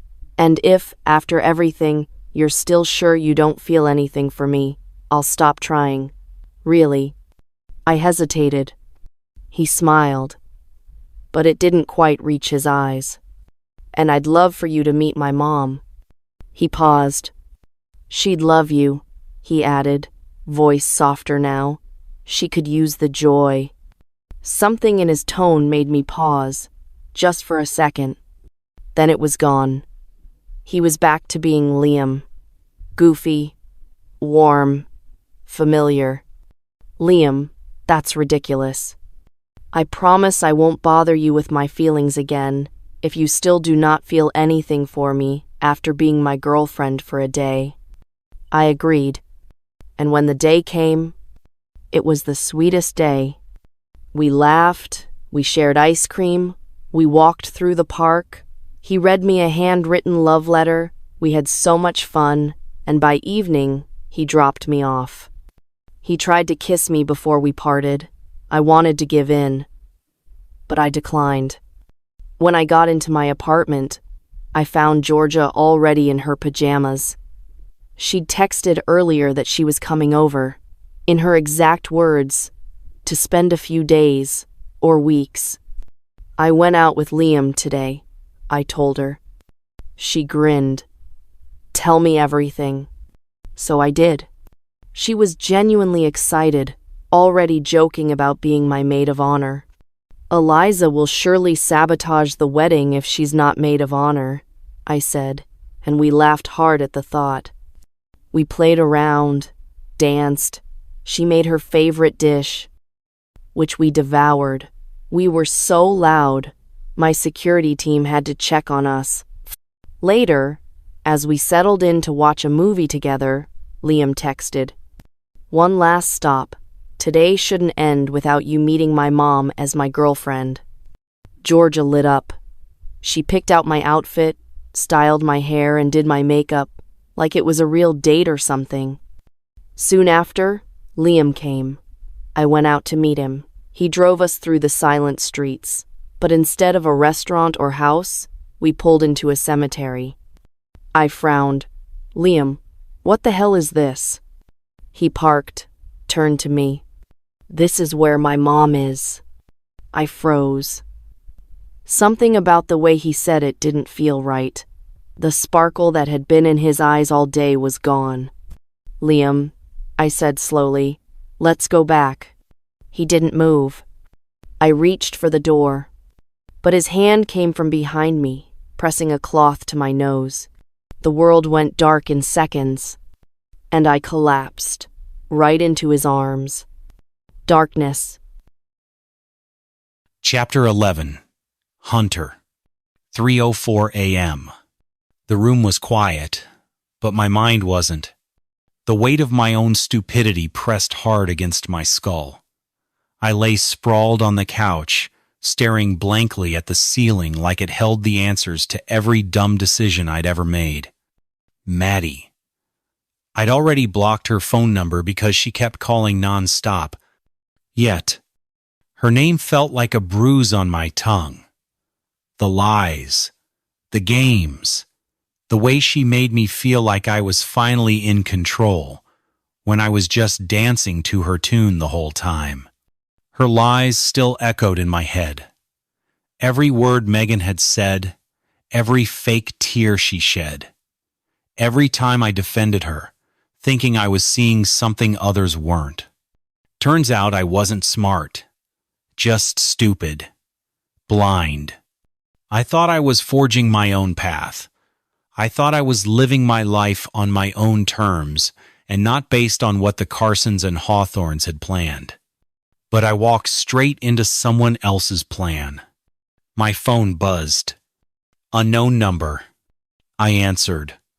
No voice, just static. Then a message came in. We have Scarlett Hawthorne.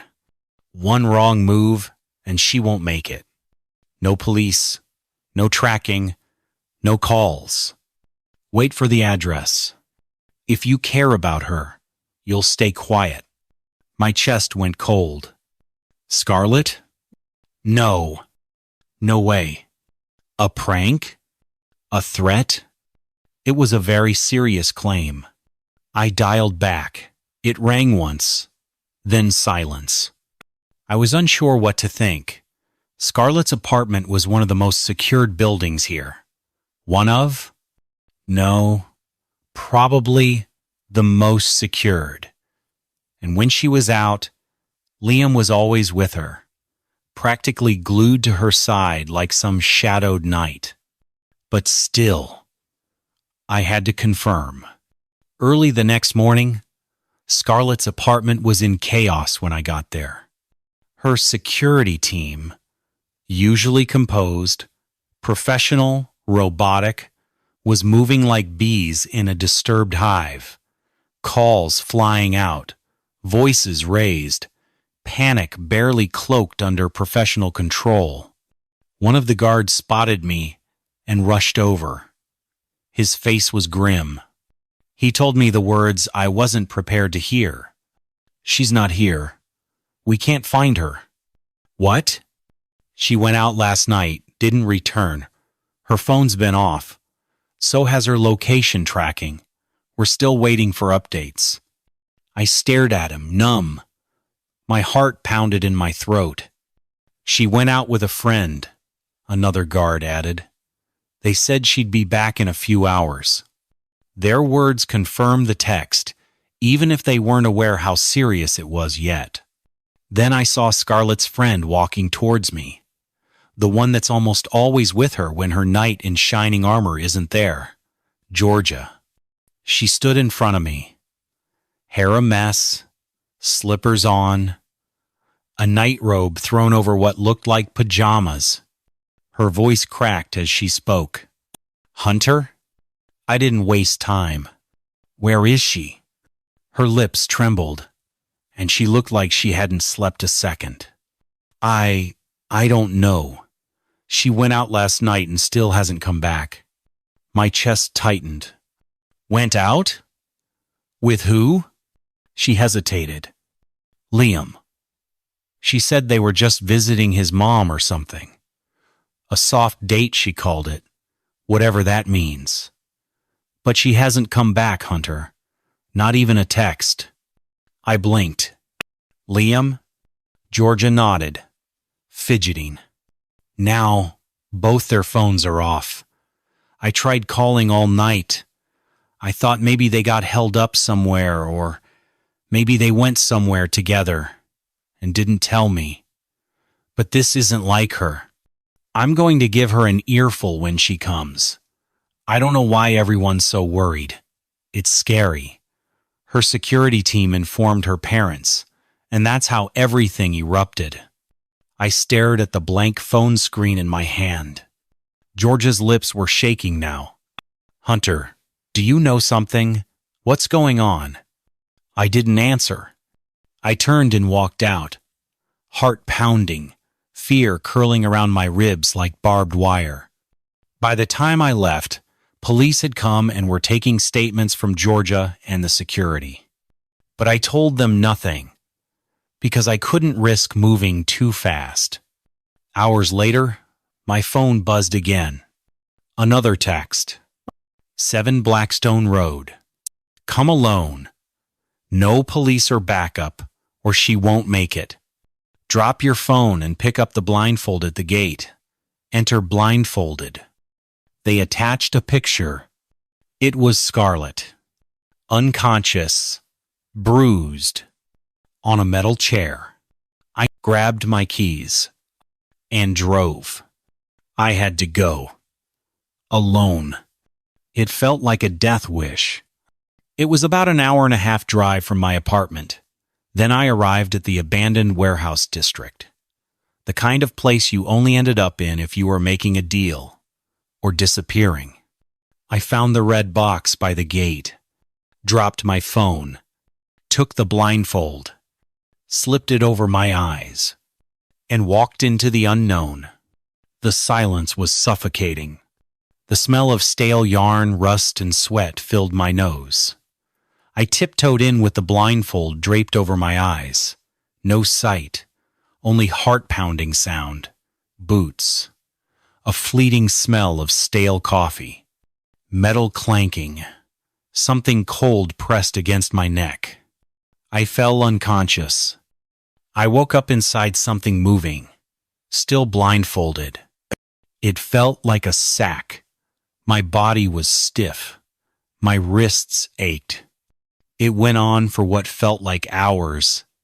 Then it stopped. When the motion stopped, hands pulled me out. My blindfold dropped. The light overhead flickered once, then steadied. Then I saw her.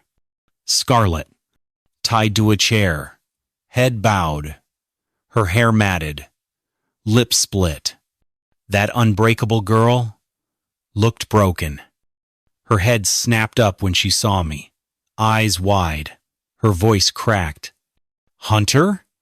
I moved, but something clicked behind me. Another pair of hands shoved me down. Rope scraped against my wrists as they bound me. I winced, grinding my teeth. I was tied so tightly to a chair, my chest felt crushed. Then a masked man walked in. Something about him felt oddly familiar. I didn't have to guess. He took off the mask. Liam. A slow, twisted smile spread across his face. Well, well, he said, dragging a chair with a screech as he sat in front of me like we were just catching up. The prince has arrived. What is this? I growled. He leaned forward, elbows on his knees, eyes gleaming with a mix of obsession and something darker. Justice. Or revenge, depending on how poetic you like your karma. His gaze shifted. Scarlett. Her name left his lips like a prayer. She didn't look at him. You have no idea how many times I dreamed of saving you. From all this. From their sins. From my anger. His voice softened. I would have done anything for you. She glared, voice dry. You kidnapped me. Liam tilted his head. Because I loved you. Love doesn't look like this. You're sick. My love just has different colors, he said, shrugging. His tone hardened. You think love looks like flowers and chocolates? What did I get when I tried that? Rejection. Friend zone. My love is real. Fierce. I would have laid my life down for you. And you, he stood, taking slow steps toward her, you couldn't even give me a real chance. Your fiancé? He spat out. That's what you always call this loser, and you have no idea how much it gets on my nerves. He called his men forward. One grabbed me, twisting my arm behind my back. Pain shot through me. Scarlett screamed. Liam smirked. You chose wrong. If only you had chosen me. You wouldn't have had to witness this. If you had just loved me. He jabbed a finger at me and ended the engagement when I asked you to. Scarlett didn't speak. Her eyes shimmered with tears. You're crying for him? In front of me? Defeat laced his voice. No, Scarlett shook her head. It's because of you, Liam. You betrayed me. I trusted you, she screamed. And I loved you, he shouted back. I was willing to save you. I gave you enough time, but you blew it, holding on to this. He took a breath, then smiled, cold and calculated. I could take lives for you, Scarlett, he whispered, brushing her hair. I could even give mine. Can he? He pointed at me. I stared him down, jaw clenched. Scarlett's voice was soft. He came without a plan. You wouldn't understand that kind of loyalty. Liam's grin faltered. Came without a plan because I made him. He marched to me and kicked my chair over. Why are you acting like a lovesick fool when you don't even love her? He spat. He grabbed a metal rod from the wall behind me and slammed it across my ribs. Pain exploded. My mouth stayed shut. Stop it! Scarlett screamed. He turned. He should suffer, right? She didn't answer. The blows came. Again. Until I could barely hear Scarlett's cries. My head rang. I tasted blood. Not just in my mouth, but in my regret. Later, Scarlett and I sat alone. A fragile bond, stitched together by desperation. You're a fool, she hissed through watery eyes. Why? Her voice cracked. Why did you come here? I pulled a breath. She stared at me, searching. Let's end it, she said quietly.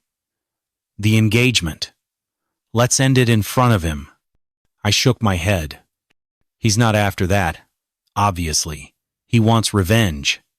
Her shoulders sagged. Revenge? We sat quiet for a while. Then she whispered, Maybe I really am adopted. That's obviously not true. But even if it was, does it matter? I asked. At this rate it does, she said. If I've been taken for over 24 hours and no one's rescued me yet. My parents told me I was adopted. She told me everything. The countryside. Ross family. How she lived a peaceful life with them. Her parents had hired the Ross family to raise their adopted daughter in secret, because the people who killed her real parents were still out there. They visited her secretly. She was made to hide the truth about who her parents were. Then suddenly, on her 16th birthday, they decided to present her to the world.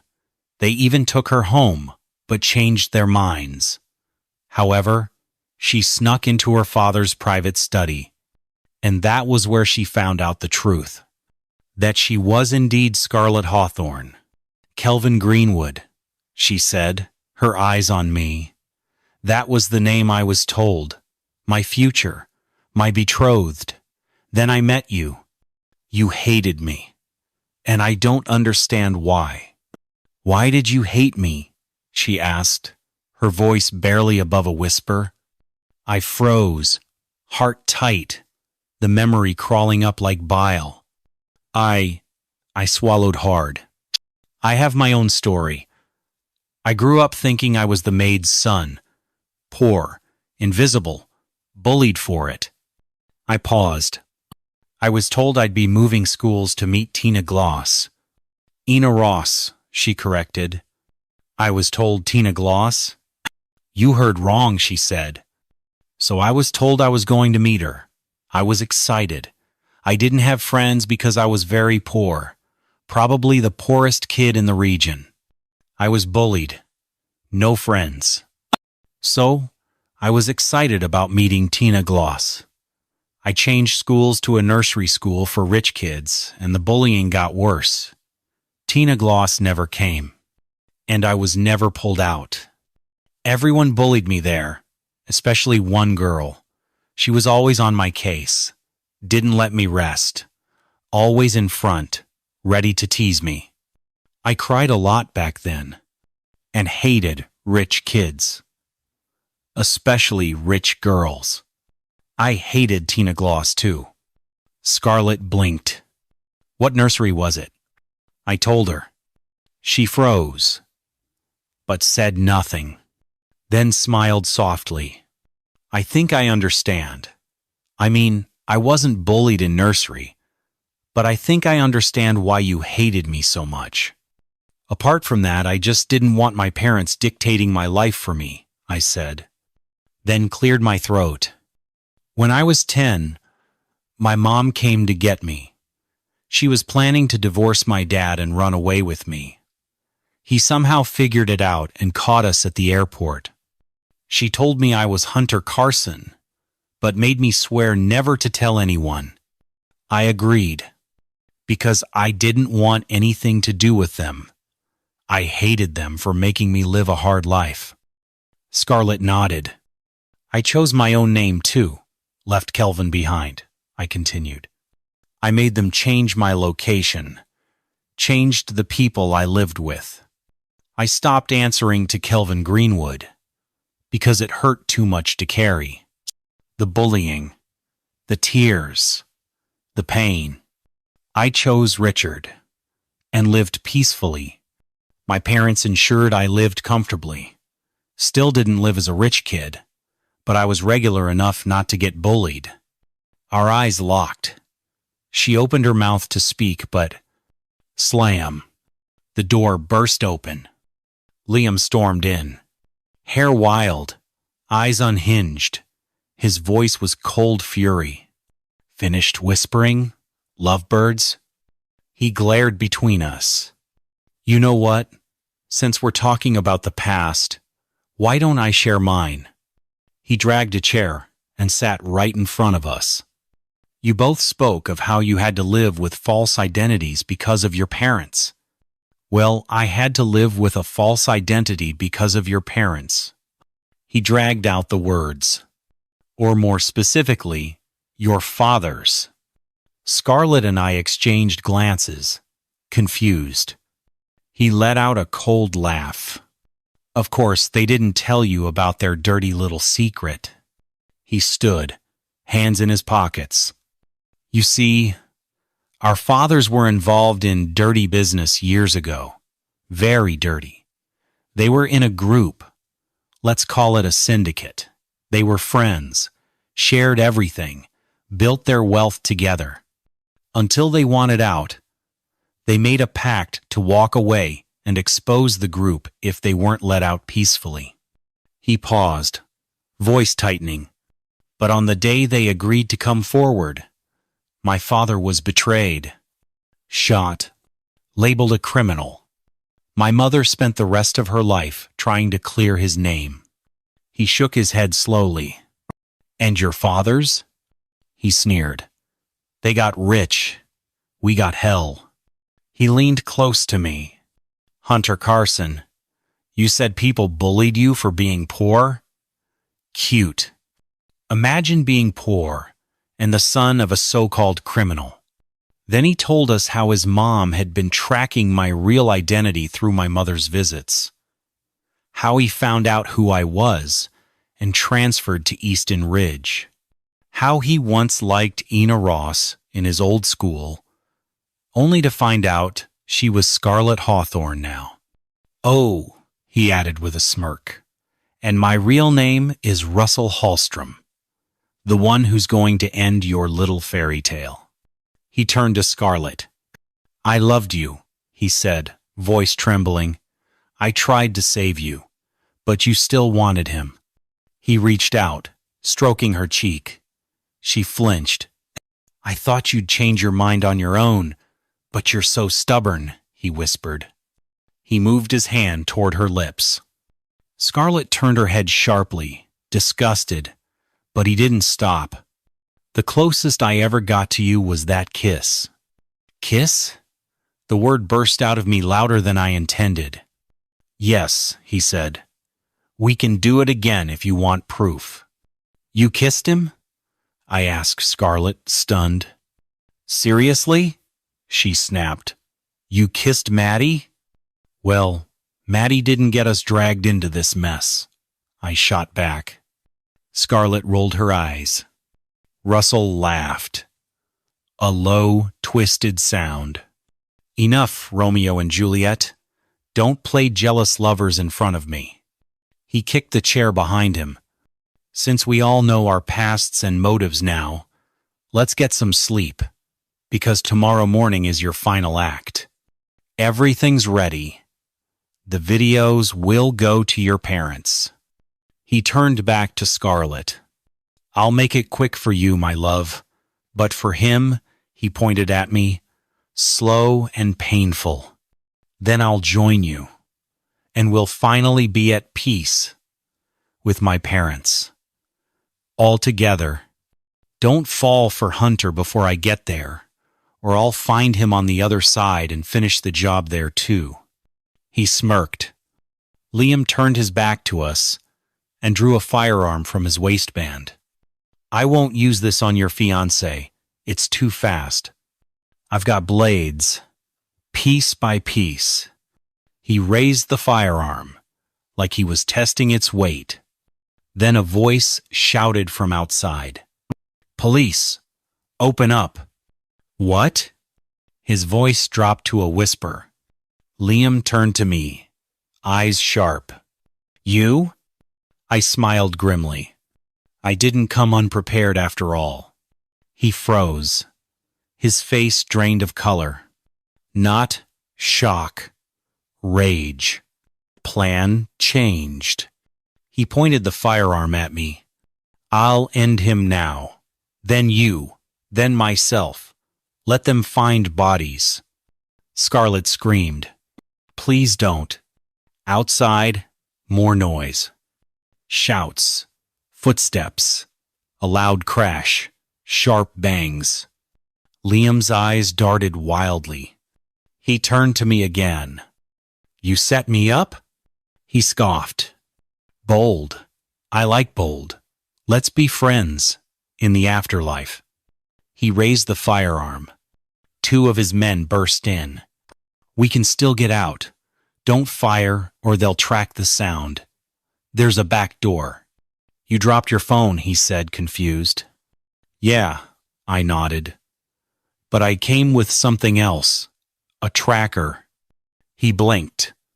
Where? He barked.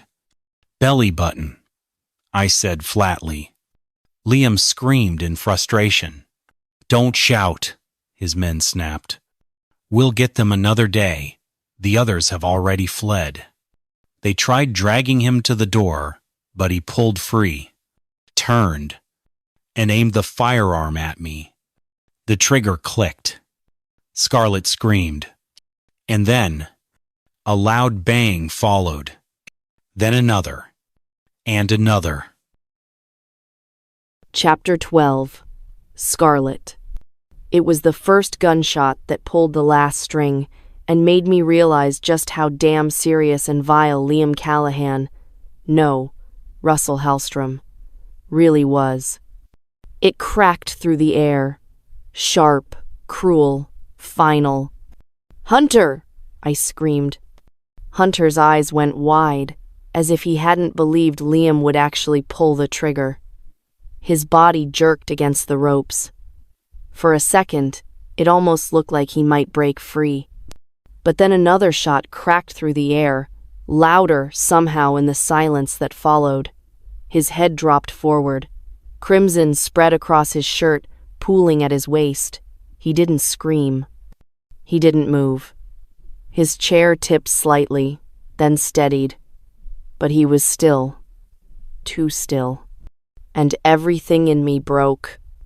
No, I whispered. No, no, no. Russell's hand trembled, the firearm still pointed, eyes wild with a madness that sent ice down my spine. You see? he snarled. He didn't even beg. He's nothing. You chose this? Over me? He turned the weapon toward me. I braced myself. But before he could pull the trigger, before I could even scream, the doors burst open. Drop your weapon. A single shot rang out. Russell staggered back, the firearm flying from his hand. A red stain spread across his shoulder. He howled in pain. Police stormed the room, yelling commands. His men had already fled through the back. Officers tackled Russell to the ground, wrestling him into cuffs as he kicked and cursed. I didn't hear most of it. I only saw Hunter. His blood, his breathing, shallow, ragged. I was still tied to the chair. I fought the ropes with everything I had, but they cut into my skin. Please, I cried. He's losing blood. Somebody help him. The world spun around me as medics rushed in. A team freed me. Another swept Hunter onto a stretcher. I dropped to my knees beside him and gripped his hand. His lips moved, barely. I leaned in, trembling. Stay alive, I whispered, holding on as if my touch alone could stop him from slipping away. He closed his eyes.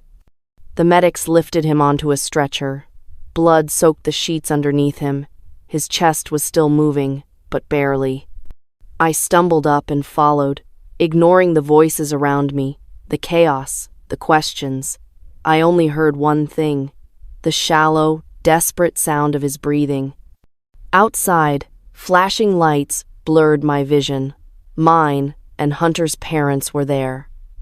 My mother rushed toward me, face twisted in panic. Scarlett, what were you thinking? Leaving your apartment without security? How could you? I'm going with him. I cut her off, brushing past her and climbing into the ambulance. She tried to stop me, but I didn't listen.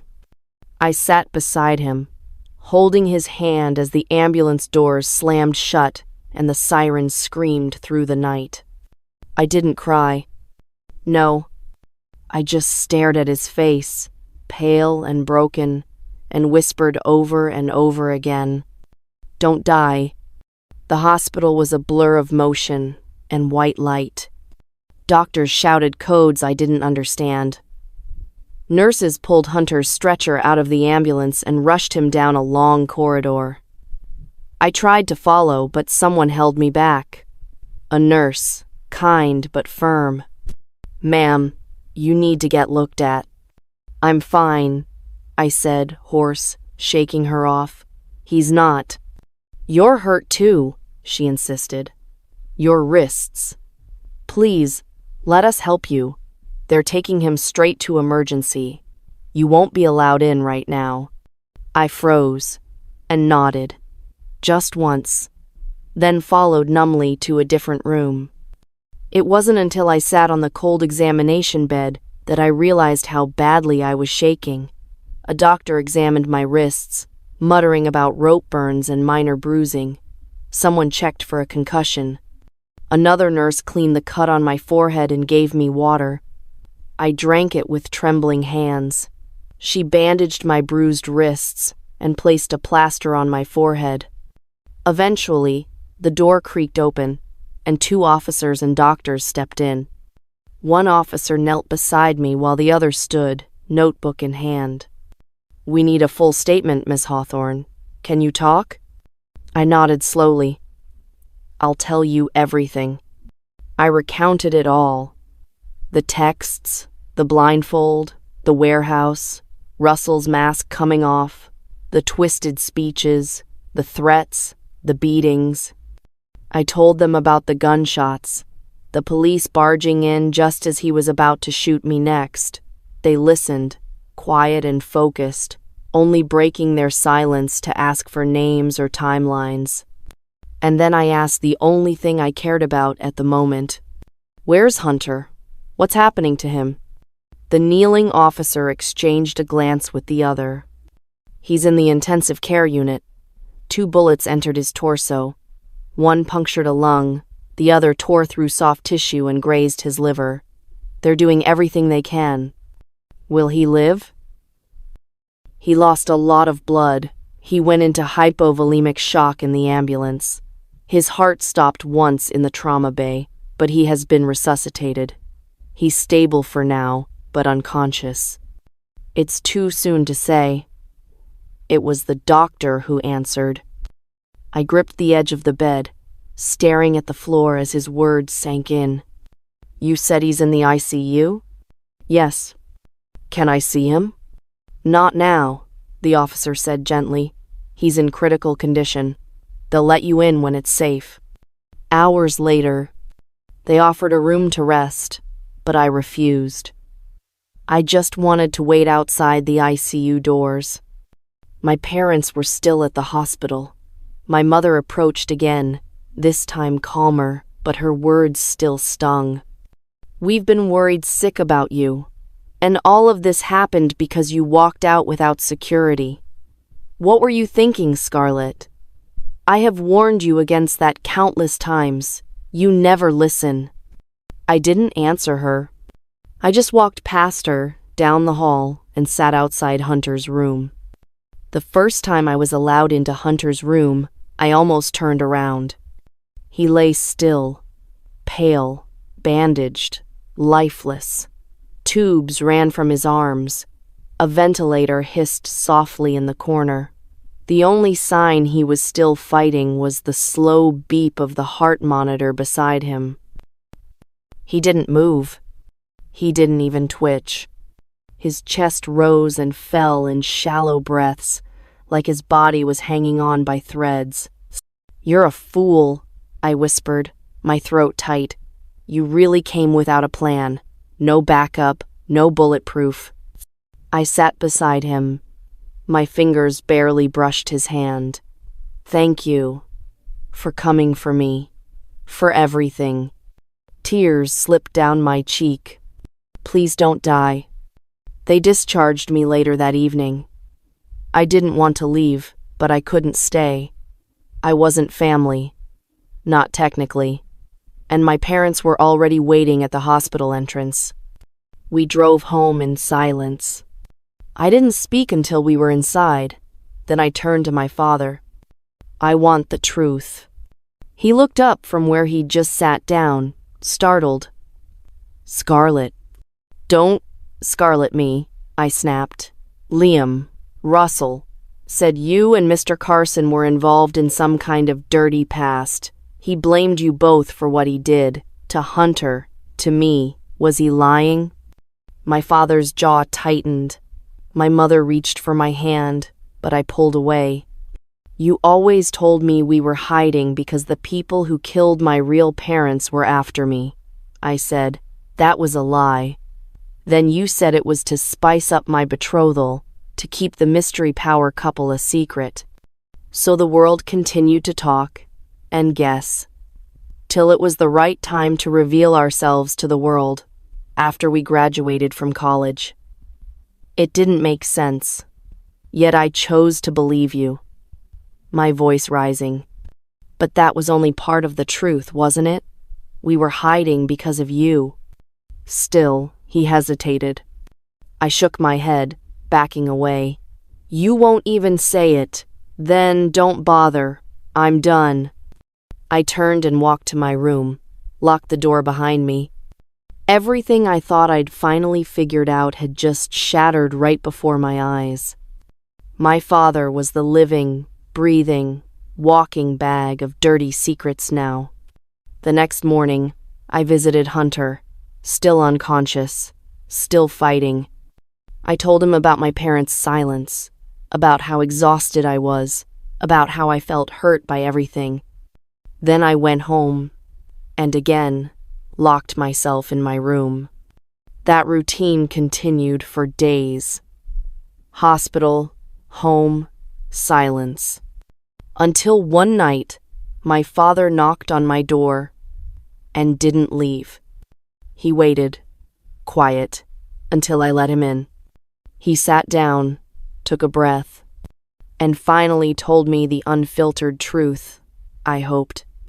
You had not yet been conceived when it all started, he began. Russell's father. He was our friend, mine and Carson's. The three of us were in something we should never have touched. Illegal dealings, corruption, a group far larger than us. When we decided to leave, we agreed to turn ourselves in, expose the rest, and get protection. He rubbed his face. But someone betrayed the deal. On the day we were meant to surrender, Russell's father was ambushed and killed.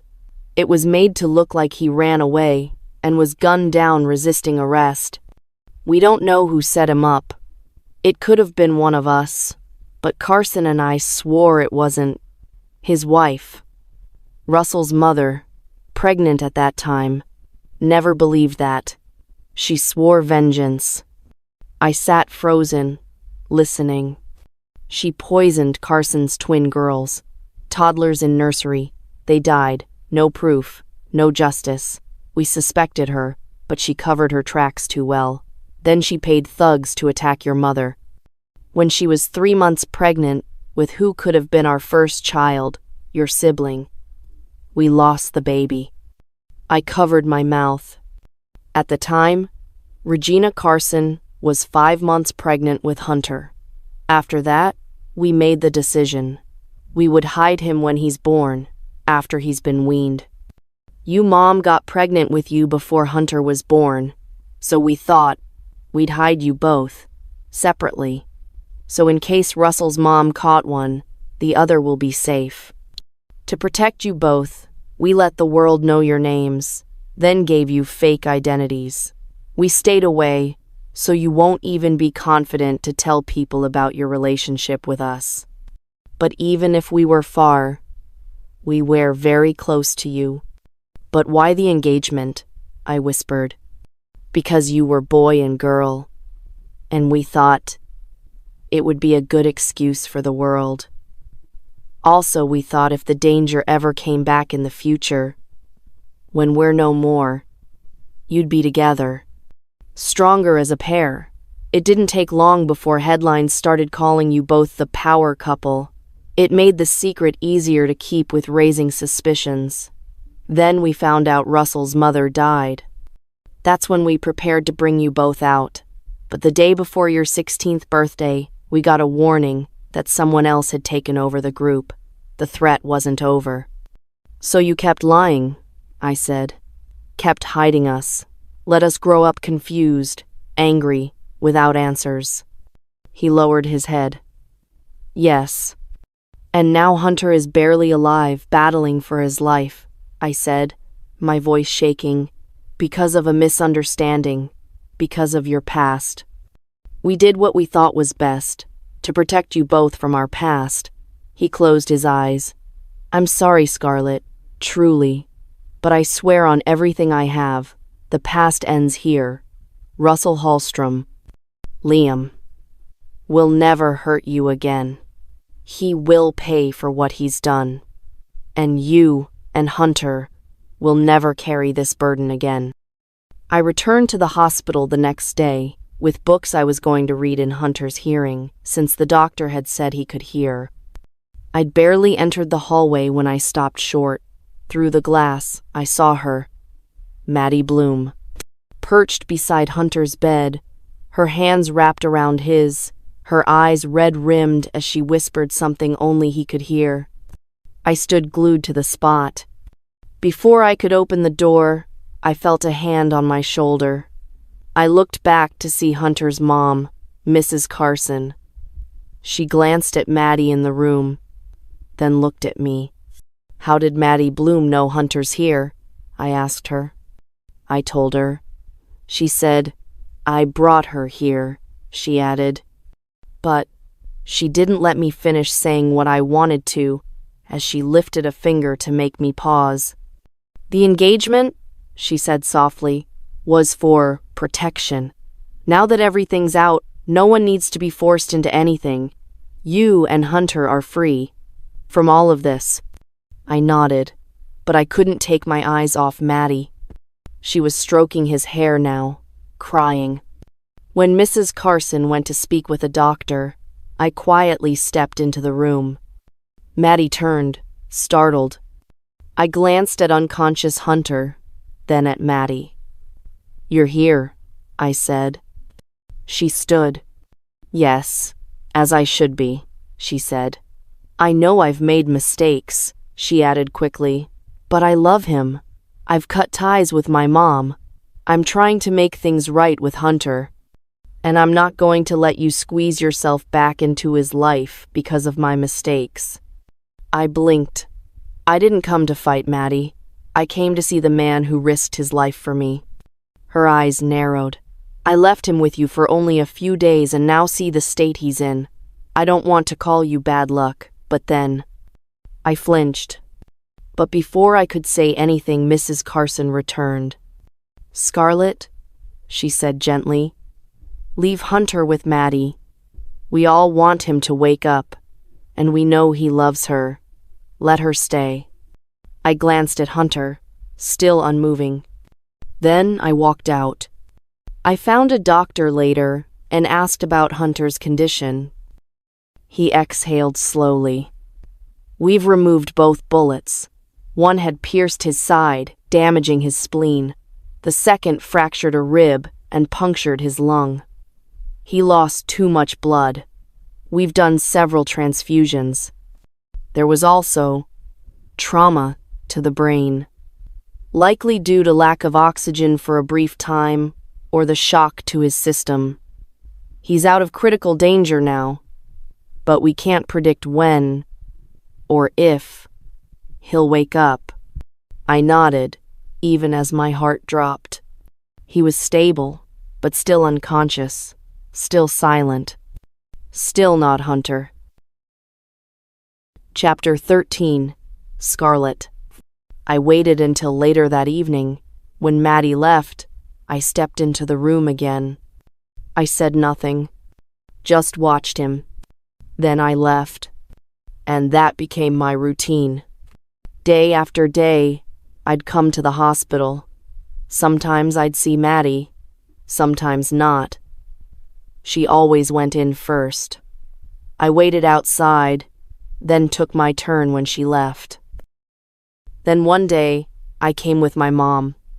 We found Maddie inside as usual. Mrs. Carson was inside too. My mother frowned. "What's she doing here?"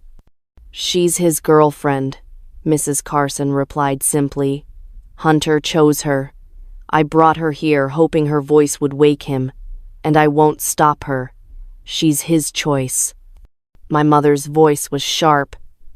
"You keep saying she's his choice, but we all know who he risked his life for." Mrs. Carson's expression didn't change.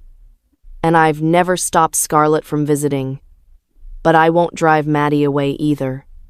Even after everything we did to make him leave her, Hunter still held on to her." I looked at Maddie, gently tucking the sheets around him, brushing her fingers over his cheek. I turned to her and said, "You should tell the truth. Hunter broke up with you before, days before." Maddie stilled, then said quietly, "Couples fight. They break up. They get back together. Why do you think we're different?" I had no answer, only silence. So I left. Outside, I ran into Eliza, Nina, and Freya. They were waiting by the hospital entrance. The moment I saw them, I burst into tears. They pulled me into a hug, and we walked down the street to get drinks and breathe. When I told them everything, Eliza narrowed her eyes. "I still have proof Maddie was playing him. I could drop it online, ruin her, and make her disappear for good." "No," I said quickly. "Hunter didn't want her to get dragged. That's why he kept quiet and broke up with her privately." "So what now?" Freya asked. "Are you going to fight for him?" "I don't know," I whispered. "We'll see when he wakes up." Later that night, I returned to my apartment for the first time since the kidnap, only to find it glowing. "Welcome back," Georgia shrieked. popping out from the kitchen with a dish in hand. I made everything! There were streamers across the ceiling. Rice, meat, plantain, cake, juice, everything. I smiled, hugged her tightly. I missed you, Georgie. We sat, ate, and talked about Liam and how terrifying it was that someone could hide so much darkness under so much charm. My phone buzzed. My parents. They said the same thing Mrs. Carson had. You and Hunter are free now. There's no reason to hold on. Hunter has someone he is in love with, so there's no need playing the third wheel. You are our precious daughter, Scarlett Hawthorne, not some regular girl. It's best to let go and move on. You are free to live your life how you want it. Fall in love and be happy. When I ended the call, I burst into tears. Georgia held me while I sobbed. They're all just making decisions about my life like I don't even matter. First the lies. Now they want me to let go of everything. Everything I thought was mine. She didn't say anything. Just held me tighter. A week passed. Hunter remained unconscious, though stable. The doctors said his vitals were strong. Healing was happening. But his mind was still somewhere else. And Maddie? She'd practically claimed him. She started arriving earlier, leaving later, sometimes refusing to leave at all. One afternoon, I got to the hospital during my usual hour, only to find her still in the room. I waited. 30 minutes. An hour. When I finally stepped in to remind her it was my turn, she didn't even look up. You're not needed here, Scarlett. I'm here. He has me. He's not a possession, Maddie. She finally turned. Her voice was sharp. Then stop acting like he's yours. We both know he isn't. You were also dumped before all this started, I said. And you were dumped way before that, she shared. Can't you see that you're a bad luck? You were the one he went looking for and ended up in this state. Yet you think you have a right to come here? I'm here, leave, and never come back, Scarlett Hawthorne. You've caused enough damage. I was about to speak when something shifted. Literally. Hunter's fingers twitched. I gasped. Maddie did too. Doctor! She screamed, bolting out of the room. Within seconds, a team rushed in. One of the nurses checked his reflexes, pupils, vitals. It's a good sign, the doctor said. Very good. His body's responding. He may regain consciousness soon, but don't crowd him. Let him rest. Only one person stays. I didn't need to guess who it would be. Maddie refused to leave. So I did. The next morning, I came again. This time, the room wasn't empty. Hunter was awake, still lying down, but his eyes were open. His mother and Maddie were in the room. With Maddie being the dutiful girlfriend and daughter-in-law, his father was on a call by the window. I stood outside, looking at them from the window. It was a relief. I sighed. He is awake. I smiled and left. I continued like that, watching him recover, but he still laid on the bed. Until one day, I visited again. I saw him brighter. He was sitting up, IV in his arm, looking pale but better. Maddie sat beside him. His mother sat on a chair close to the bed. I was so happy. But I didn't enter. I didn't want to interrupt. I just watched. And then Hunter turned to Maddie. Thank you, he said, for staying. She smiled, placed her hand on his, but he moved his hand away. Then his voice hardened. But I meant what I said before. I don't want to continue with you, Maddie. Her smile fell. Hunter, I've forgiven you, but I don't want anything else with you. I was with you because I was trying to escape my parents' control. You were easy to choose. and for a while, I convinced myself it was love. His mother stiffened. "Hunter, you said?" "I said exactly what you just heard, Mom. You and your husband chose Scarlett for me.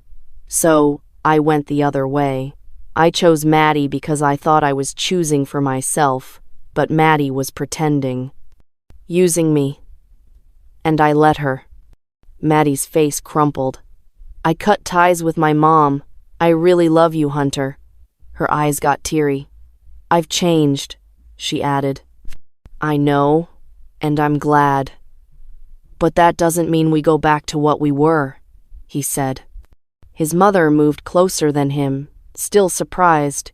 "What do you mean?" she asked. "I've spoken to your dad. We will accept your choice. I even started taking Maddie out for lunch and shopping for clothes and other things just because you said you chose her." He turned to his mother.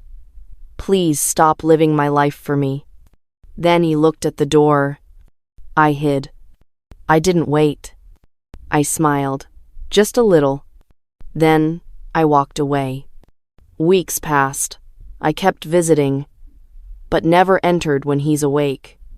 Maddie still came to beg him to reconsider, but Hunter had already made up his mind about her. Sometimes I stayed by the window. Sometimes I waited till Maddie was done and he'd fallen into deep sleep before I stepped in. Other times, I just stood there, watching from the hallway. But one day, I took someone along with me. "Eliza," I said, as we walked side by side in the hospital hallway. "Don't say anything weird." She snorted. "I'm the voice of reason. You're the one who's been stalking his hospital room window like a shy ghost." I didn't reply. I was too busy hoping Maddie wasn't inside again. Thankfully, she wasn't. When we reached the room, Hunter was awake, sitting up. His parents weren't around either.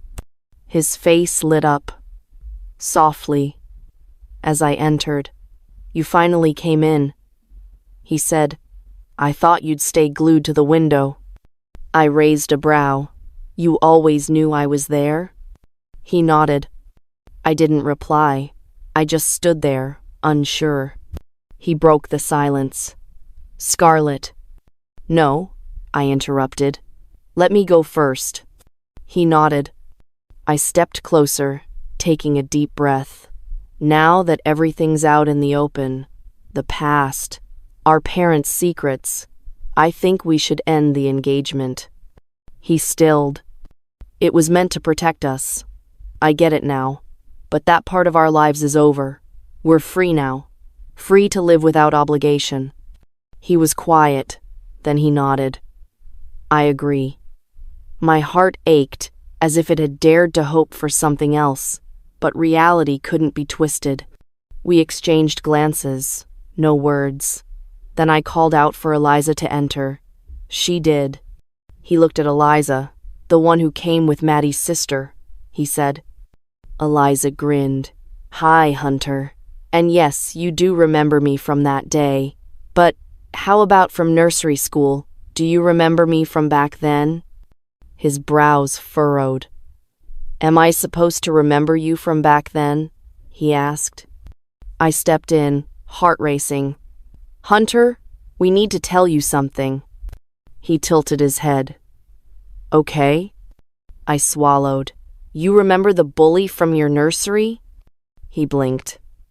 "Yeah, I told you about it." I nodded slowly. That was me. He stared. "No way," he said. "Yes way," Eliza said, taking a seat. "Scarlett's hair was dyed black then. We were all awful to you. Me, and the other kids. But she wasn't. She only pretended to bully you so we wouldn't." I stepped forward.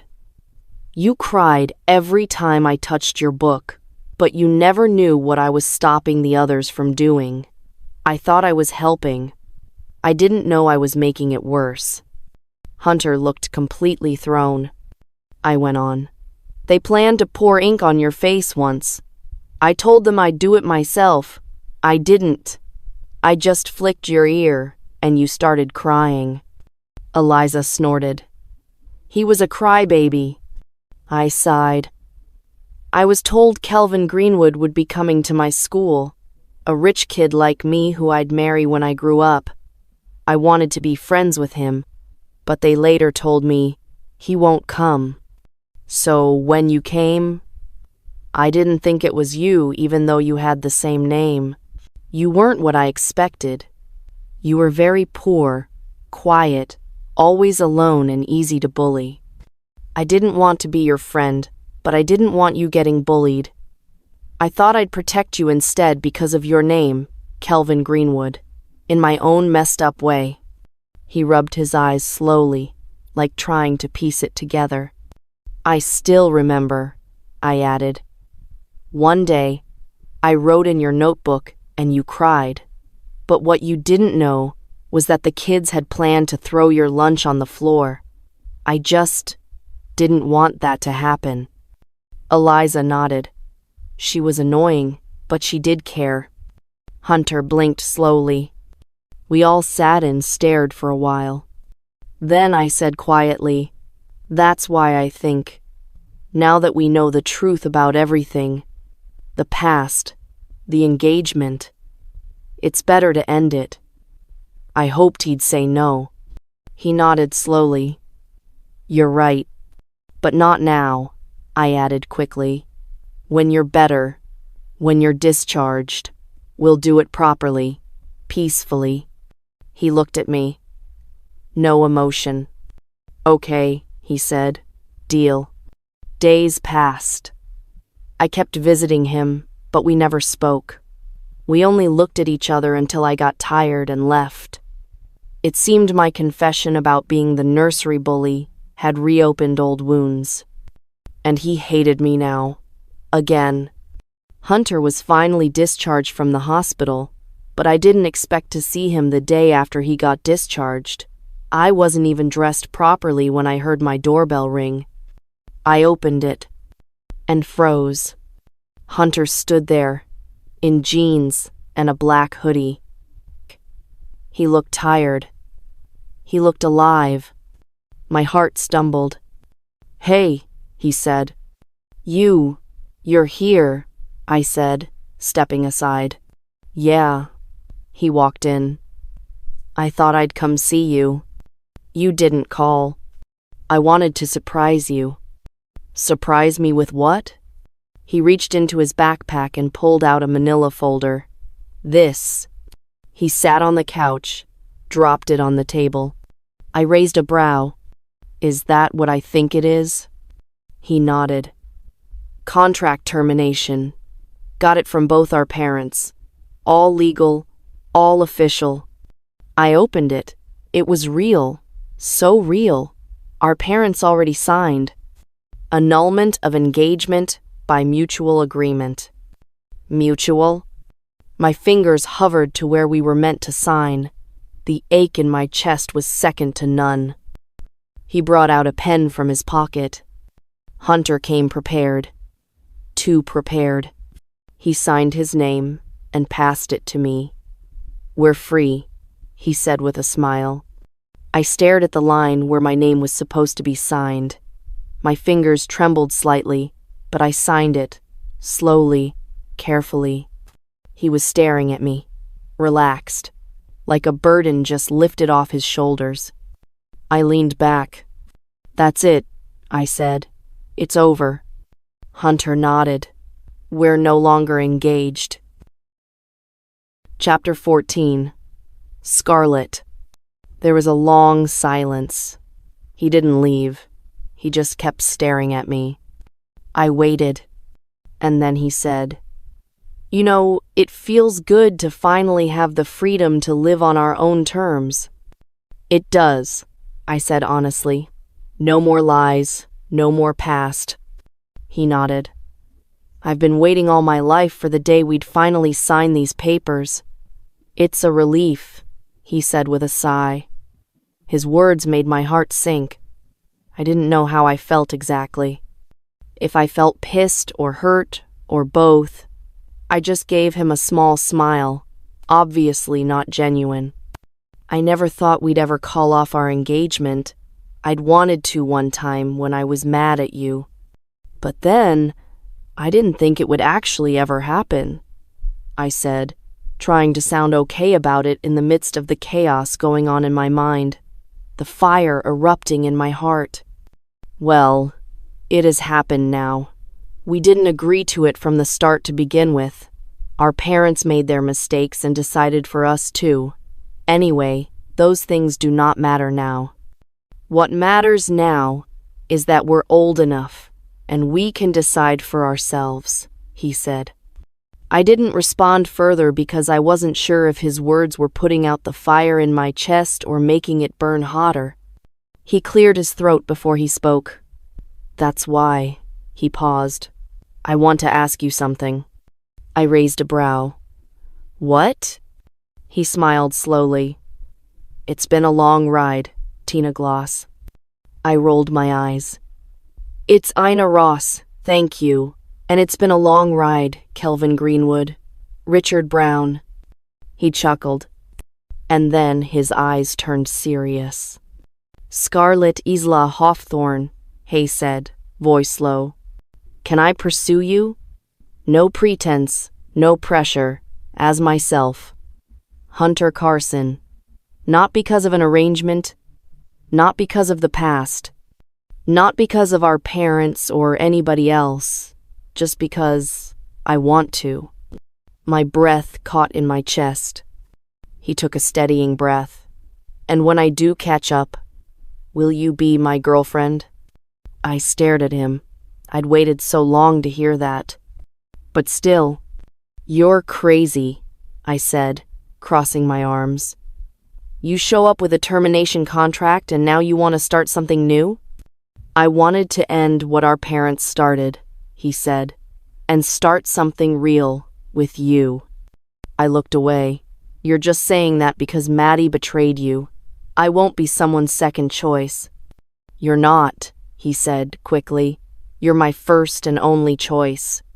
You were with Maddie. Not just that. You chose Maddie. Because I didn't want my parents to control me, he said. Maddie was easy to get close to. Choosing her was my way of saying no to them. But you, his voice softened. You were the one who moved me. From the first day I saw you in the hallway, even before I knew you were Scarlett, I tried to ignore it. I teased you instead. Then I watched you with Liam. Every single day. That's when I knew the feeling wasn't going anywhere. His eyes searched my face. Then, a faint, almost self-conscious smile tugged at his mouth. And it didn't just start months ago. It started as a seed sown many years ago. I'd liked you from the day I was told I'd marry Tina Gloss when I grew up. Even with all the nursery bullying that made me hate rich girls, including Tina Gloss, I always knew I had a soft spot for you, even if I never admitted it, even to myself. And then you made me realize the whole nursery bullying I replayed over and over in my mind was a misunderstanding, that it was your way of saving me from everyone else. Thank you for thinking about me back then. I blinked, overwhelmed. When I got that text message, he continued, that you'd been kidnapped, I didn't wait. I just went. Straight into the trap. I didn't even think to ask myself, what if I die before help arrives? And when I asked myself later, why didn't I hesitate? I found one answer. He leaned closer. I love you, he said. I swallowed. I love you, Scarlett, he added. He held my gaze. Despite all my efforts to choose a life different from what my parents wanted, I still ended up loving the same betrothed. My heart thudded loudly. I tried to stay composed. I'm not easy to catch, you know. He smiled. I like a challenge. I turned away, trying to hide the smile spreading across my lips.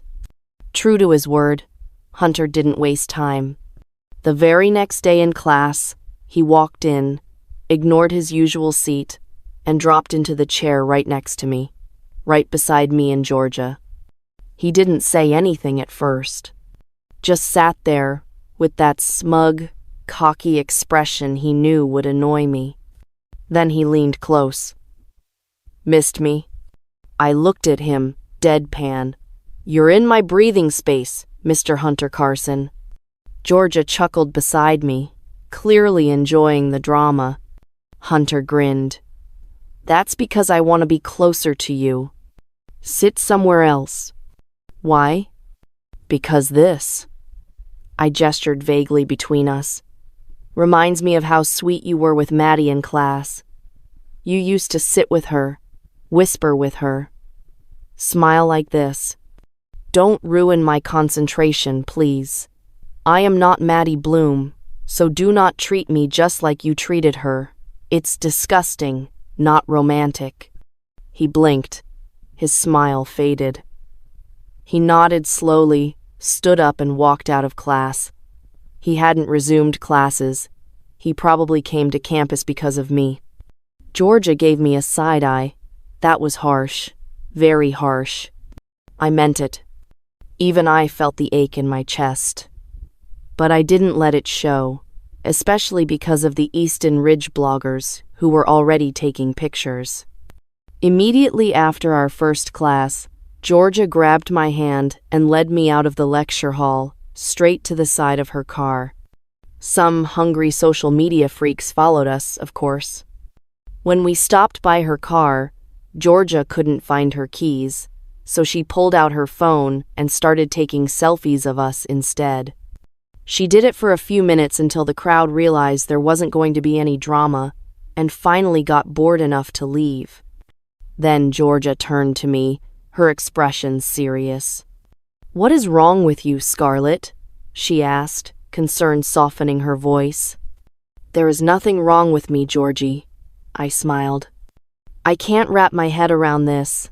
Just the other day, you were literally crying because your parents wanted you to break off your engagement with him, and now you're pushing him away? What's the science behind that?" "It's simple. Just because he wants me now doesn't mean I should go running into his arms. He put me through a lot, emotionally and socially. Defending Maddie here and there, belittling me in public. Why should I go back to him so easily?" "Because you love him," she said simply. "Need I remind you that Maddie Bloom is still in Easton Ridge? Do you want him going back to her? If he does, it'll mean he never really wanted to be with me in the first place." Georgia looked at me like I'd grown two heads. "Scarlett, come on. You think this is some kind of test?" I shrugged. "Maybe it is." She sighed and laid her hand on my arm. "Look, I get it. He was a jerk. But you know he's trying now. He's making an effort. And you love him. I know you love him. You know you love him a lot. An effort is the bare minimum." My voice came out softer than I meant. "And just because I love him doesn't mean I should let him waltz back into my life. He doesn't need to know I love him. Not yet. He said he loves a challenge. Let's see how far he can go." Georgia studied my face. For a moment, she didn't look like she was about to argue. She looked like she understood. But of course, she still argued.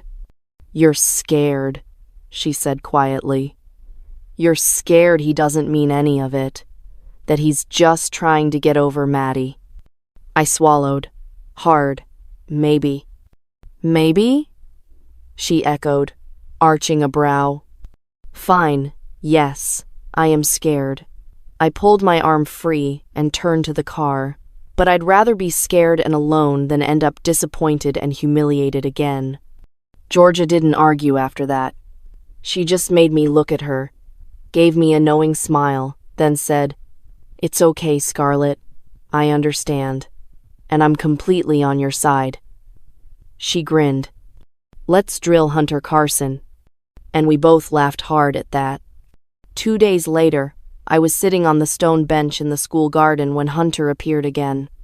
He didn't speak right away. just sat beside me with a goofy smile and a sandwich in hand. "Peace offering," he said, handing it to me. I stared at it. "Is it poisoned?" He laughed. "Maybe with love." I ignored the flutter in my chest. He tried cracking jokes to make me laugh. But the moment I did, or almost did, I caught myself. Because all I could see was how happy he used to be with Maddie. In this same garden, on the same stone bench. "Hunter," I said quietly, "this reminds me of how happy you looked with her. Please, don't meet me here again." His smile dimmed again. He placed the sandwich beside me and left. I waited till he was out of sight and grabbed the sandwich. I ate it with a full heart. A few days after that, I was at home in the evening when I heard a familiar voice outside my apartment window. I stepped onto the balcony. Hunter stood below, holding a bouquet of red roses. He looked ridiculous, sweet, brave. "Scarlett," he called, "will you go on a date with me?" I looked at the roses, at the boy who nearly died because of me. And yet, I remembered it was the exact spot he stood to defend Maddie, when he accused me and my parents of kidnapping her. So I said quietly, "That was the same place you stood when you accused me and my parents of hurting Maddie. You said we kidnapped her, remember?" His smile slowly fell. He gently placed the bouquet on the ground and left without a word. Immediately he drove off. I rushed downstairs and grabbed the bouquet from the ground. It smelled really amazing. I hugged it tight, wishing it was Hunter in my arms. I didn't even know when I started dancing and kissing the bouquet. After that, he tried other methods too, but I remained unmoving. Then he stopped coming. No more flowers, no jokes, no dramatic balcony scenes, no surprise gifts by my door, nothing. Just silence. At first, I didn't think much about it.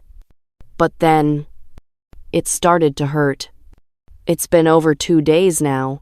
Why hasn't he called?" I asked Georgia one evening. She gave me a look.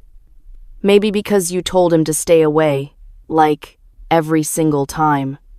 "I know, but I didn't think he'd give up so easily." Georgia sighed. "I didn't think so either. He always did something every day, but you were very hard on him, girl." "Did I push him too far?" I asked. "Seriously?" Georgia rolled her eyes. "If he had just pushed one last time, I would have said yes. He gave up too soon," I said. Georgia didn't respond. She just stared at me for a while. The look of "I warned you." Then she went back to her phone. So I picked my phone too, just scrolling through social media. Maybe I just missed him and needed to distract myself from thinking about him. Maybe he wasn't serious from the start. But still, I missed him. The attention, his eyes, his stupid little smile.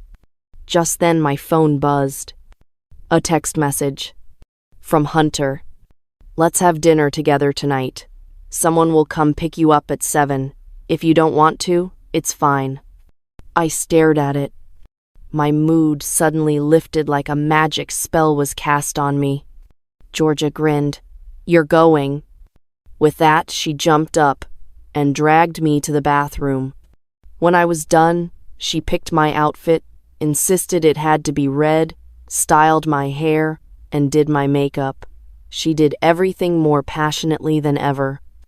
I smiled as she chatted while helping me get ready. I had hated Easton Ridge, but then Easton gave me an amazing friend. "Fake Scarlett," I said the words in my heart as I let out a soft laugh. Thank God I didn't push her away when she came to me pretending to be me with all boldness and audacity. I loved every bit of my look. Georgia, too, was stunned when she finished getting me ready. Hunter reserved a table at the rooftop of a cozy little restaurant downtown. Nothing too grand. Warm lighting, Small round tables, string lights swaying above our heads. The sky was clear, and the breeze soft against my skin. He stood up when I arrived, pulling out the chair for me like an actual gentleman. "You're not bad at this," I said quietly as I sat. "I'm a gentleman for my lady," he replied with a grin. I rolled my eyes, but the joy I felt within knew no bounds.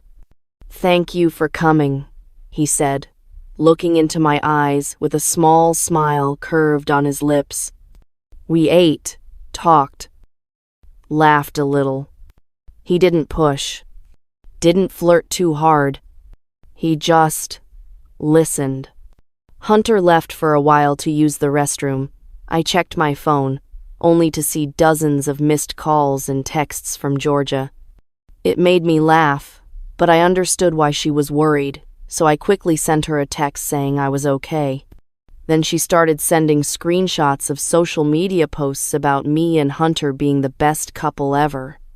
Hunter returned, and just as he sat, a waiter came with dessert, strawberries dipped in chocolate. He cleared his throat and leaned forward, fingers interlocked on the table. "I've been thinking," he said, "and I realized something." I raised a brow. "Which is?" As I asked, I hoped he wasn't going to say he realized that he still loved Maddie. "I tried everything to get you to accept me, except actually apologize." He looked down for a moment. "Scarlett, I'm sorry." The words hit harder than I expected. "For what exactly?" I whispered. "For everything. The lies, the accusations, the way I embarrassed you, the disrespect I caused you, social media drags, everything I put you through." He paused. I didn't say anything. "I know I don't deserve another chance," he continued. "So if you really don't want to get back with me, I'll respect that. But can we be friends? Just that, friends. Because even if you never want anything more, I still want you in my life, Scarlett Hawthorne." I stared at him for a long time without words. Then I smiled. "I love you," I said softly. "And I've loved you from the start. Before I ever even met you. When you were just a name, and then a blurred picture." I paused. His breath caught. I arched my brow. "Wait, Hunter, you really made your parents send a blurred picture of you at a charity gala?" I couldn't even see a face. I had to imagine a face. "I wasn't even in that picture," he said, pleading. "Are you being serious right now?" "But you didn't send your picture either," he said. "Of course. I was mad that you'd actually send a totally blurred picture and expect me to send anything." Hunter took my hand in his, pleading with his eyes. "I'm sorry," he said softly. "It's okay. What can I say? I was the one who fell in love with a faceless name, then a blurred picture, and despite everything," I added, "I still haven't stopped. I needed time to see if you meant everything you said." He stood up suddenly and extended a hand. "Come with me." I frowned. "Where?" He took my hand. "The waiter said it's time for the couples to dance." I blinked. No other couple is dancing. Plus, I didn't hear any waiter say anything. Hunter held his phone out. "You arranged a couple dance?" I asked. "Only in case you said yes." I laughed, but I took his hand. He led me to the center of the rooftop. A soft song began to play. Other couples stepped in too, but my world narrowed to just him. His arms around my waist, mine around his neck. We swayed slowly, gently. Lights danced around us. Then he said, "Now that I have pursued you and finally caught you, will you be my girlfriend?" I couldn't help the laughter that erupted from me. "Yes, Mr. Carson," I answered. "I will be your girlfriend." Hunter leaned in.